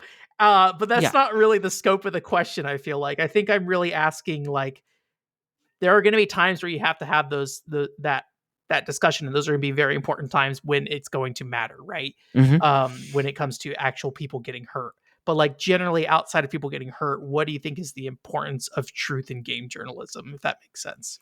Yeah, I think it's important both for the public's understanding and like the long term health of the industry. Mhm. So for example, and I think it was our second issue, we did a big story on like AI and voice acting, which Yeah. I still think is criminally underreported across this industry. Like they're still on strike, by the way. They're coming up on a year, and it's because like the contract that's being drawn up now is going to define Yeah. that section of video game production for a very long time. And I will say, because I didn't read your second issue, but Yeah, this has not been a topic on my feed in probably over a year, which right. probably tells you something about like how it's being reported and why it's not being reported, I guess. Maybe not why. Let me take that back. the importance of having people who know to look for a topic like that, if that makes Right. sense. So, So I feel like issues like that where like I think the public should understand what's going on. mhm, Um Mainly because like some of your favorite actors are going to be affected, and there's a very large population that's like interested in voice acting, right? I'm like, well, you're about to be super impacted based on what happens with whatever this deal is in place whenever it happens. yeah. um and like I think I was fair when I reported that first story. Whereas, like, it wasn't all just accepting what the actors were telling me, right? Yeah. Like a big question I was asking was like, "Hey, AI is not like the idea of AI is not a new thing. Why did it take you guys so long to be like, oh, our backs are against the wall now? I'm Yeah. like, wouldn't it have made more sense to push for this 10 years ago and like start a longer? So like all sides of the story, right? Like, why are we here now? What mistakes were made on all sides to get us to this point? And I think that gaming production could look very different in a lot of other areas, right? So like even things like the AAA space, right? If games have to be a massive, massive, massive, massive hit to be successful, what does that mean when a game launches? It doesn't meet expectations and the studio just closes. Like there's going to be brain drain, right? People are going to get tired of that kind of stress. I'd be like, look, I'm going to find a different industry where I don't have to find a new job every like 2 years. And I mean, I quit game journalism myself, so I understand. yeah, So, yeah. So I think the truth is important because or as a profession, I should say, I'd right, still post, and I don't know if you call what I do game journalism or not, but right. you know, I Um exist on the internet, so so I think that like there's a very real worry, if people are being honest, in the game industry, that we're going to reach a tipping point. And mhm, like for decades we've been getting the lip service of like we're changing, there's a better work life balance, and yet you still see thousands and thousands of layoffs a year, mhm, right? You still see studios closing. You so I feel like there's that need to push and not just accept the narratives. mhm, Get the data, spend the time doing the long term story. Yes, that might mean sacrificing the short term yeah. success, but like if journalists or anyone is willing to put in that time, they're going to establish themselves, I think, as a very respected presence. And I think long term that's going to play out. We just need that. Yeah. I think one interesting thing, so one thing I was talking to a friend about recently was, the thing he kinda complained about journalists right now is it feels like they're chasing the now. Right. The news cycle changes every 6 hours, it feels like, if Hmm. not shorter than that. Um, and in some ways, I was like, "Sure, okay, that I agree with that." Like, the news cycle's moving so fast, it's like, well, how do you start creating a story when it moves that fast? How do you do? Because journalism requires research, right? Right. You are doing a ton of research, it's gonna take days for you to like say anything meaningful, right? Hmm. Sometimes longer than that, right? Hmm. I'm a big believer that like having some months to even just like go through some processes is really Right. nice. But the problem is if you're chasing the current story, that you can't do that. Right. Um, but when I see like I guess you'd call them video essayists online, it does feel like they're successful in some ways, like the H bomber guy, right? Hmm. Tommy Tallarico was not necessarily in the news that much at the time, although the Amico was kind of in the background Hmm. existing. So, like, I guess it's interesting that I feel like I wonder if there's a difference between how it's executed that it feels like that it's more prevalent there in games, or if it's an issue with the perception of being called a game journalist, right? So, like something that came up with the Polygon stuff is that somebody I was following basically said like "good riddance." I was just like, I don't Yep. like that he said that, but I'm the kind of person where what I'm gonna do is just like ask questions at that point because I need to know you're a human being. You should be able to empathize with people, and he's a human being. So, like, how do you get to this point? Because there's obviously gonna be parts of my life where I do a similar thing or at least I feel like there's a potential because I'm a human being too, right? I Hmm. kind of believe all human beings can be all different human beings at the Hmm. same time. So like, how do I get to where they're at? Um, and I feel like there's this feeling of like, for I don't know what the reason is, but that if you call yourself a journalist, you suddenly become not somebody who tells the truth, but somebody who feels like is manipulating people to care about certain things that normally they wouldn't care about. And I don't know where this came from or if it's an intentional thing that was driven by people trying to discredit journalists or Right. if there's some issue that shows up in the community of readers where journalists are demonized from some way they act online or the actions they take online, if that makes sense. So I think it's a mix of I do think we get demonized in just like the public discussion a lot. Yeah. And this is true for Like journalists as well, just to be yes, clear. yeah, But oh yeah, yeah, for sure. we're kind of Um, talking about journalism as a whole, but I like yeah, focusing it on games. It's a lot um, safer to be there. I will say that like obviously I will defend journalists because I am a journalist and that's Yeah. kind of just but I'm not going to sit there and say we haven't gotten things wrong, right? Like we as an industry have gotten a lot of things wrong, which goes back to eroding trust. Yeah, sure. um I think that the unfortunate part is like there's no snap of your finger. We're gonna convince people to believe it in what you're Yeah. doing again. I think though, like if you look at a somebody like a Jason Schreier, which I know people love and hate him, but like the quality of his work is solid, and I think it's generally accepted that he does good Yeah. uh deep dives into things, right? So but it's taken him a lot of time to build up to that point. So I think that like people need to be willing to say we're not going to be like the viral success necessarily, like, but we're going to show over time that like the work we're doing is quality. And I think that it's hard in today's world because everyone wants to just be famous really fast, and I get that urge. Don't like, trust me, I understand that where people are coming from. But like Being a personality, I think today as as someone who's covering something probably gives you more job security than being a journalist at like a it company. does. So, It does. And I also think that people need to be willing, and this might be depressing, but like I was willing to step away from the review journal and say, look, this isn't my main or at least not my only source of income. And I'm gonna just do it because I love it. I'm gonna try and make it grow. But it has to be on the side, or it has to be secondary, or it has to be the mhm. other thing while I'm paying the bills with whatever job. So like I feel like people just need to be and journalists can work hard. The good ones do. So I understand that this is asking a lot of There'll people. I'm always like, be bad people in a field, but I right, think most game journalists and, like, the thing I've kinda come to is that even when there's a lot of bad work, I think I said this earlier, there's not the support system to even help people get to making good work because exactly, everything feels like you gotta churn it out, you gotta put it out, exactly. get the clickbait So, headline. Like, I remember having an editor who changed my article because he wanted people to be more angry at me, and I was oh, just like, "Oh my god, why would you do that?" I say that's But he a was like, "Well, it gets more clicks and you make more money." And I'm like, yeah. If you're, I'm sorry, if your editor's gonna throw you under the bus like that, I'm like, I'm sorry, I don't want to work. I don't want to work for you. Like, "Oh, I quit pretty soon after that." um, I so like to talk about like what I know from this perspective. So part Yeah, like what we touched on earlier, yeah, I was willing to say I'm ready to do longer form journalism. I yeah. know it's not going to be like a super quick hit, but like it's the work that I hope people will respect and over time just show people, hey, you can trust me. People and people in the industry helping out to me like, look, this guy's doing good work. Just give it a glance and just it just can't be a short game. And I understand that stinks. Like it really does. It stinks. But if we're gonna change how people view journalists, it has to just be built up. It won't. It won't change in an instant. What do you think?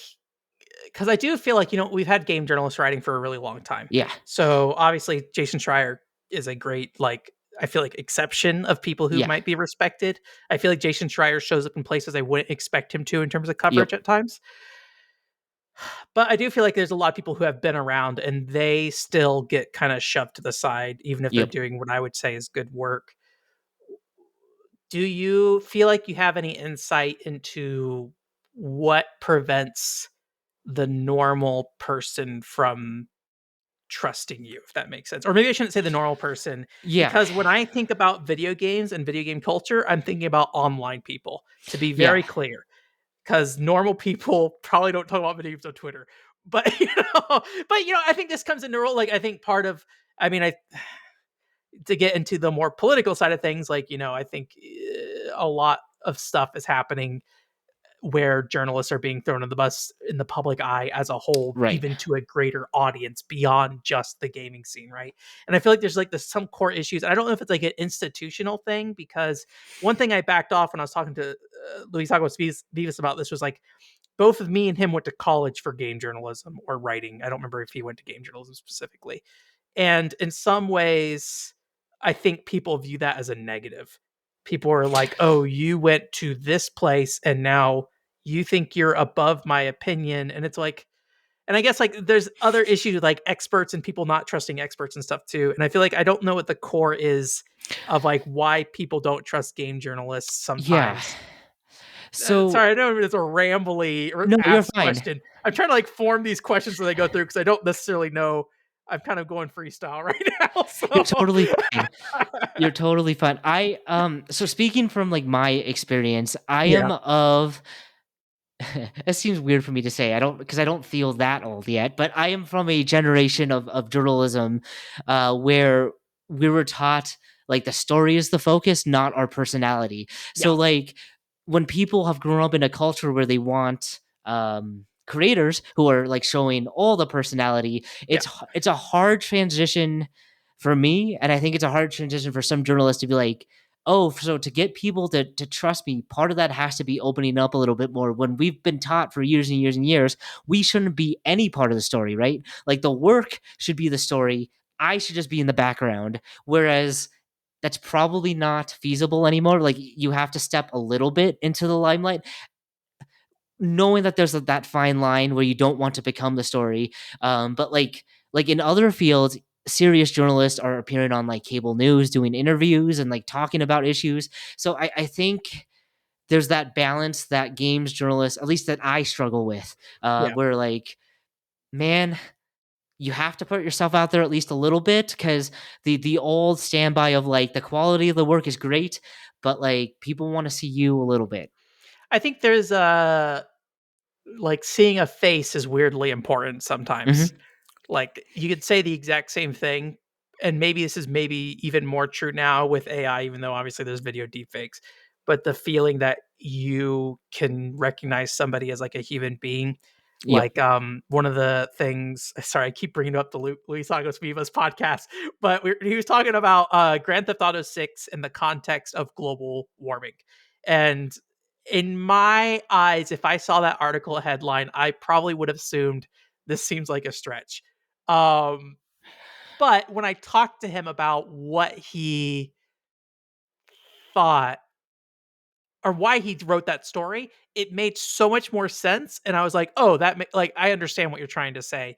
But when you just see the headline on its own standing there, I think, and part of me doing this podcast is that I feel like I start shoving assumptions in very quickly when Hmm. there are blank spots. And weirdly enough, I think the face is a big part of those assumptions, where it's like if I don't see your face, suddenly like I don't know if distrust gets shoved in there, but it's like if I see you talking, better yet, if I can talk to you, Hmm. like suddenly it becomes a lot more of a human experience, if that makes sense. But as a It journalist, you does. can't do that with everybody. And I think part of like the thing I wish people got out of this podcast is like stop listening to podcasts and go talk to somebody.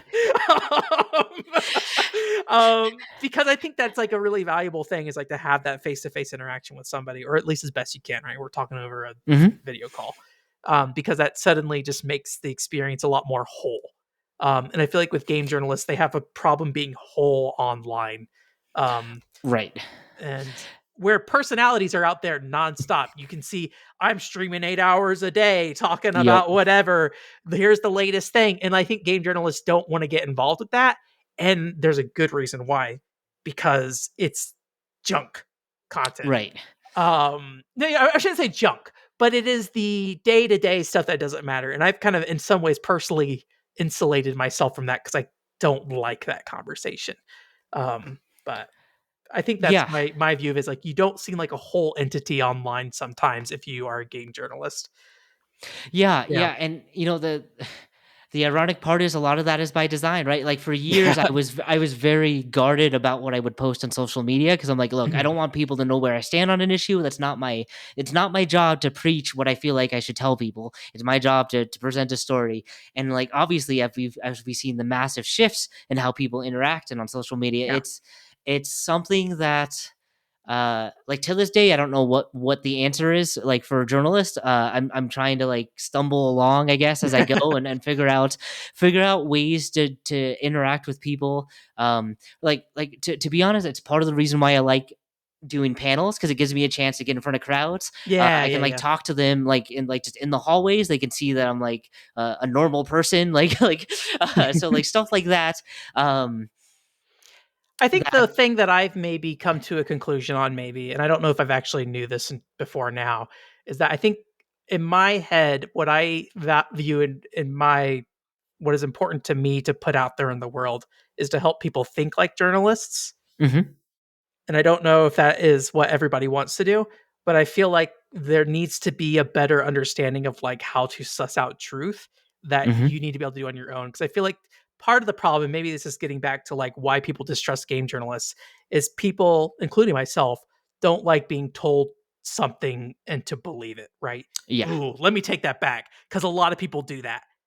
But maybe the way they put that language out there is like, the don't be a sheeple thing, but then yep, they're gonna listen to everything you say and repeat it like nonstop, and it's like, wait, kind of yep. thing, right? It's the illusion of not listening to somebody when you are listening to somebody who's kind of feeding it to you. Where I Right. feel like game journalists don't have that, and not that they should, to be clear. But I Right. think that is like what I want out of people is to think like a journalist. Like I want if somebody reads my content, I don't care that much about like what you know about the topic that much. I'm like Yeah. I want you to think about a story in a similar way to this because if there's a situation, I'm going to tell you something that is this comes up on my podcast all the time, so nobody listening will be surprised. But the Japanese crypto scene is weird and it's fascinating. Um and it's so easy to say all crypto's bad, don't talk about crypto. But then you can look at this scene and be like, what the heck's going on over there? And it's those people engaged with that have a reason they're engaged with it, right? Why are Mhm. you engaged with this? There's a lot of reasons why. And I think one issue that I come into sometimes, like some people be like, oh, you're about positive cover. I'm like, I don't want to be positive on crypto per se, but I Right. want to be open to what's being discussed over there, kind of Mhm. thing. Sorry, I just kind of hijacked this conversation. No, no. But Hey, I it's think your that is like what I want out of this. I think going forward with like communicating with people is be open and know what questions to ask and be trust people, but know that there's limits to everybody's authority. yes. That is the thing. Like you should trust people around you unless they give you reasons not to. Yep. Obviously, there's going to be somebody who's going to try to abuse you, but yeah. So, Yeah, I think people should be naturally curious. Yeah. yeah. Yeah, push That's an back a little easy bit. way to sum it up. Naturally curious. No, you're but first of all, you can't hijack your own podcast. This is your podcast. So, Well, you're the guest. You're the one bringing information, and I um feel like but no, so. I think there's a lot of value in gently pushing back, right? Like don't, Yeah, like you were saying, you can trust somebody, but also just look into it a little bit. Like even if you do trust that person, like just make sure. Like I think that's good. I think that it would help produce a lot more productive conversations. mhm, I I still hold to my belief that I feel like people can be really intelligent. Like my goal when I present a story is I just trust you enough to make up your own mind. Like I'm yeah, here to present something and I'm trying not to tell you how to feel or how I feel. I'm trying to say, I'm trying to tell you a story in an interesting way. Go yeah, with it. Like run with it however you want. And so I feel like that natural curiosity is important and something that like I said, even the people that you agree with, push back or look into yeah. it just to see. I wonder if like you said the don't put how you feel in. Um, and I wonder sometimes if, and I know, I mean, I was a journalism major, so I get it. Mhm. But but also journalism feels broken right now. So Hmm. um, I wonder if there's more nuance to that. Of like, there's part of you should be in your story, I think, because it is part of how you view the world. You're writing Hmm. from this from your own perspective, and so I think when you insert yourself in more, it becomes more clear that this is your view of the situation to some extent, Right. right? And I feel like maybe that has been something.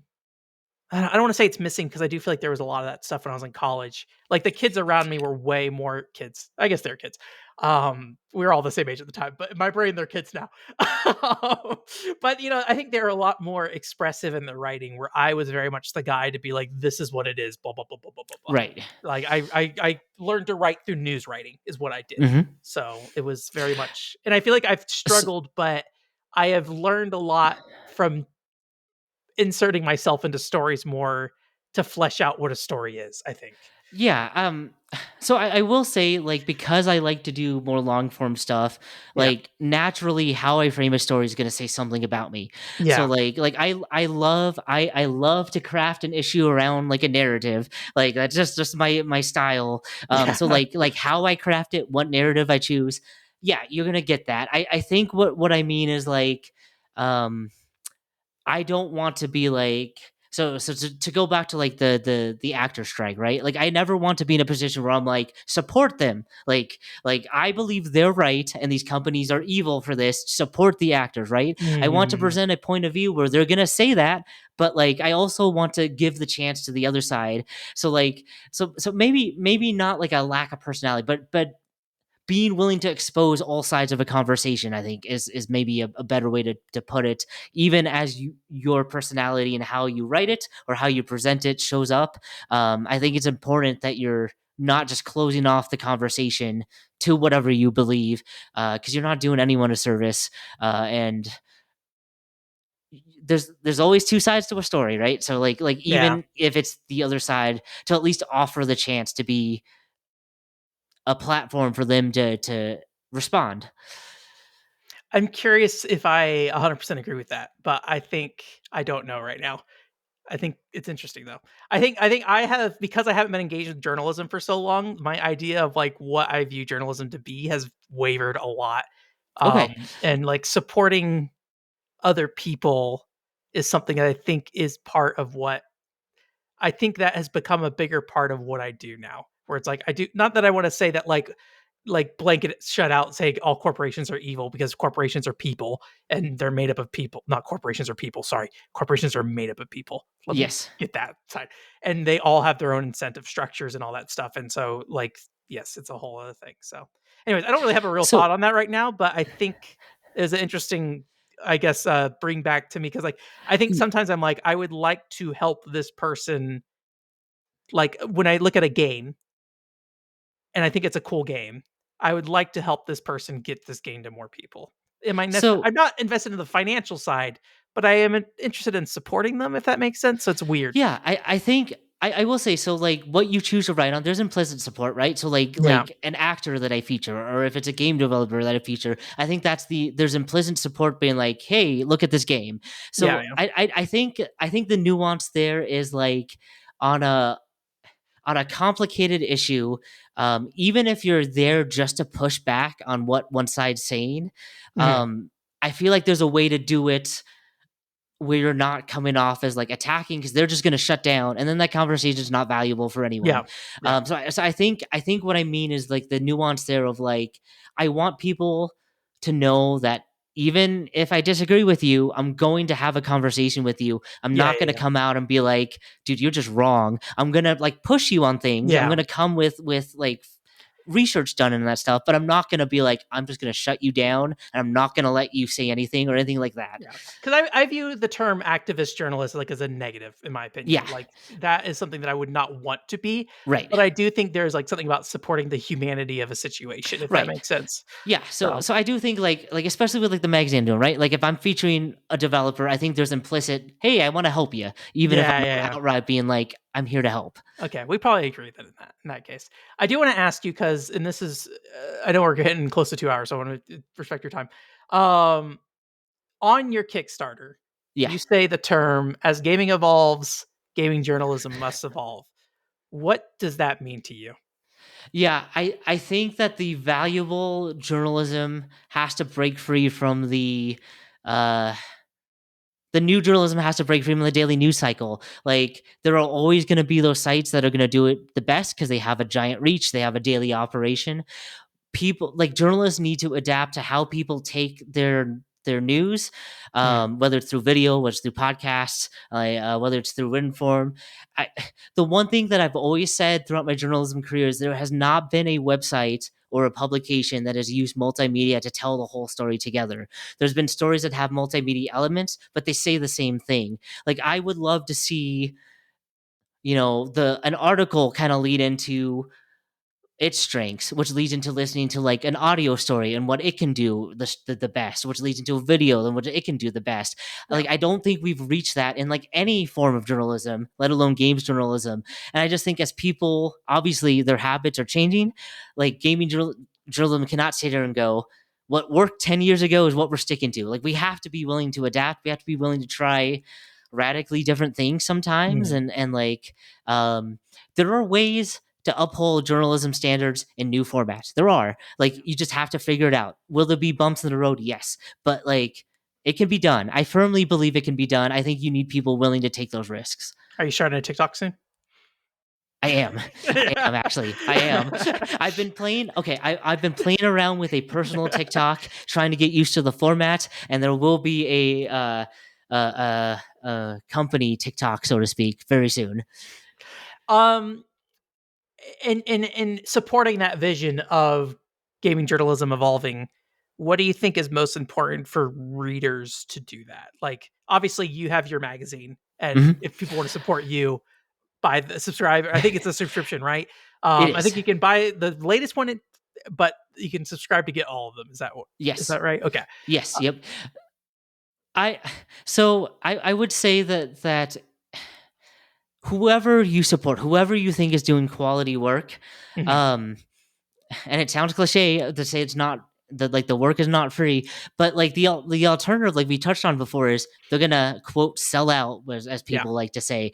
So like support them any way they can. It doesn't even necessarily have to be monetarily. Like Yeah. a video, share an article, interact with them, right? Because so like show them that there's a conversation because if you're unable to support financially, if they can show an engaged audience, they can find a natural sponsorship path or a natural like advertisement or something like that. So there are multiple ways that you can show them that you like what they're doing.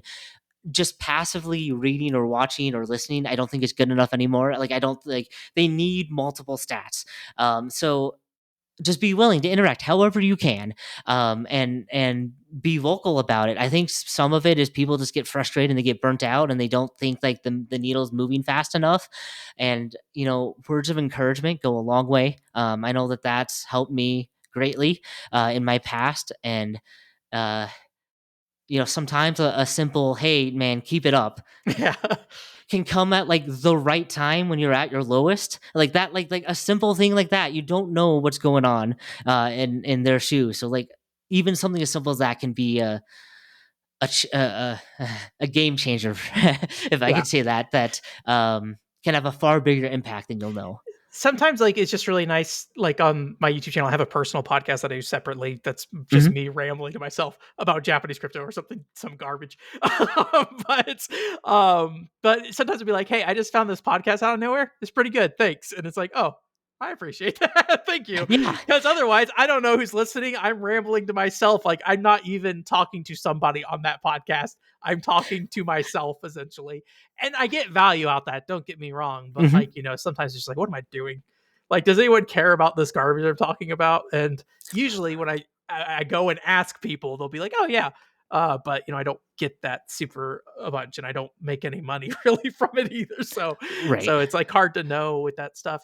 Um, for people who don't trust game journalists or look at them negatively, what would you say would be the biggest thing you'd like them to consider for the future, whether it be like something you think they should look into or a certain frame of mind they should maybe think about, or what do you think would be the best advice for that?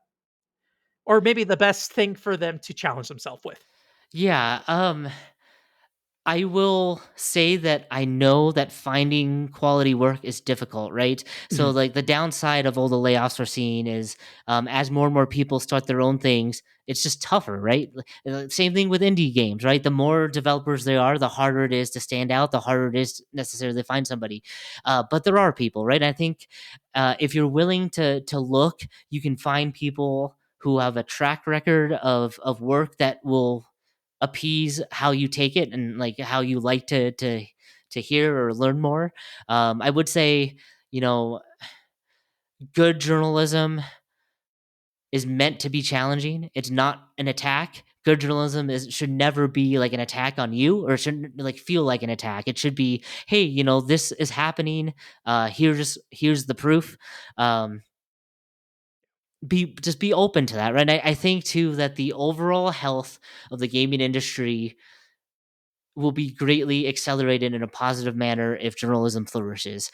I just firmly believe that like darkness thrives when no one's shining a light on it, and Yeah. if we allow some of the things to happen and there are not journalists there to call them out on it, guess what? Nothing's going to change, and that's going to. If the vicious cycle continues, it's going to negatively impact the games that you love. So by not supporting the people who are trying to weed out the bad eggs, you're putting the industry that you love in danger, even if you don't think you are. I feel like this is going to be a real hard episode to do a follow-up segment here on, because despite all my distractions about gambling and the need to talk about Japanese cryptocurrency every episode for some reason, Lukas stayed pretty honed in. I think he pretty much had a consistent message from the beginning to the end of this idea that, like, in a lot of ways, journalists are people who deliver medicine to you, even if you don't necessarily want it, right? I think a lot of humans are great at not choosing, what's right for them. That is true for me too, right? Watch the video version of this podcast. You will see I'm overweight, right? And it's not because I don't understand what I'm eating. It's because something in my brain prevents me from, or at least, some amalgamation of things makes it so I am willingly shoving bad things into my body, or too much of a thing into my body, right? And I think that's absolutely true for information for a lot of people, where they can get a lot of bad information. And I think especially when you pair it with like narrative building, that's another thing too. When like somebody has a defined narrative they're trying to flesh out, if they aren't willing to take a moment to step back and like really ask the questions of what are the different sides of this and what are the different perspectives on this, I think it can create some really nasty situations, right? I think a lot of people who do horrible things in the world spin those into positive narratives in their head, and that's just how they get to there. And like internally they feel right? That's the thing. And like this is something we all do, right? I think I just want to be very clear, even journalists as a whole, right? Because we're all human and we all have the tendency to do this, right? And so I think ideally, journalists, especially when they're well supported and able to like build their trade and craft, should be able to hopefully see through that and help us better see the world in a way that is at least more empathetic to a lot of different views, if not closer to the truth, depending on how you view the truth when it comes to coverage and things like that. So I do like a lot of therapy, and I think sometimes just having somebody there to like look at your brain different, or look at something you said different, or look at like what your intentions are in a situation and really ask the questions that are hard, can be super helpful. I think in a lot of ways journalists can be like society's therapists, right? And I think I watch Dr. K sometimes, like the Healthy Gamer GG guy, and I think on there at one point it was said like the best therapy feels like climbing out of hell on a metal ladder, where like every step in the way as you progress should be painful, but when you actually get out, you'll be significantly better than if you just stayed in the hole, right? I think that is something that is really important to consider when you are looking at the world and how you build things. And, I said earlier about like, I want people to think like journalists and things like that. And I think it's because it's just really hard to find ways to reach people at scale and have them trust you. And I think this is something that's going to be a lot harder going forward as things like AI is on the rise, right? And as things get harder and harder to tell, like what was generated by a person and what was made by just like amalgamation of computers or something like that. I feel like online trust is going to fall apart even more, and it's going to be harder and harder for people who don't have that built-in ability to kind of like deconstruct narratives to see past that stuff, right? So as a journalist, like how you actually combat that, I think is a really hard thing. And I think one thing that Lukas has on his side, if he does stick to like, focusing on local stuff, is that at the end of the day, I think being there in person, being there in the same space as people, and being able to like really show that you are a part of that community and you have the best intentions of the community in mind is probably like one of the most powerful things you can do. It's obviously not the magic bullet. It's a long process of building that stuff, but I think local is like one of the easiest ways to build community, right? Online it's a lot harder. And I think, especially when you get to text-only things as well, like on Twitter or something like that, or Discord chats. Discord chats has the benefit of like voice, and then like nice thing with VR chat is like you do get some of that like ability to perceive the space in the same way as other people. Like you all are occupying similar space, and you can also see other people's body language and stuff like that in a way that just you can't really do online. And I think VR chat's like really cool for that too. But that's something that is easier, I think, to do on a smaller scale with personal relationships. And so how you do that as a journalist in a way where you're engaging with the community and, being able to sustain yourself and not work a job while also spending all your free time on journalism is another thing. So it's hard. But, Lukas is on the journey to find out what the next evolution of game journalism is. So you should go check out his stuff. Subscribe to Game On Magazine, or just buy the latest issue. It's only $5. Get in there, buy it, or at least the one that issue 3 on the website right now is $5. I can't speak for issue 4. Maybe I don't know if he's gonna charge different for it. Just go look at the price there.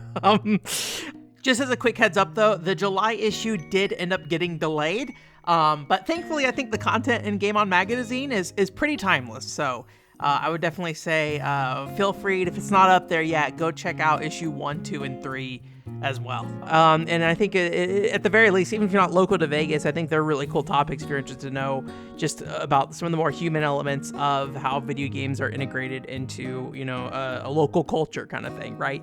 Also, you can check out his link tree that I'll link in here as well, so you can get all his social media and things like that, and go check out his stuff.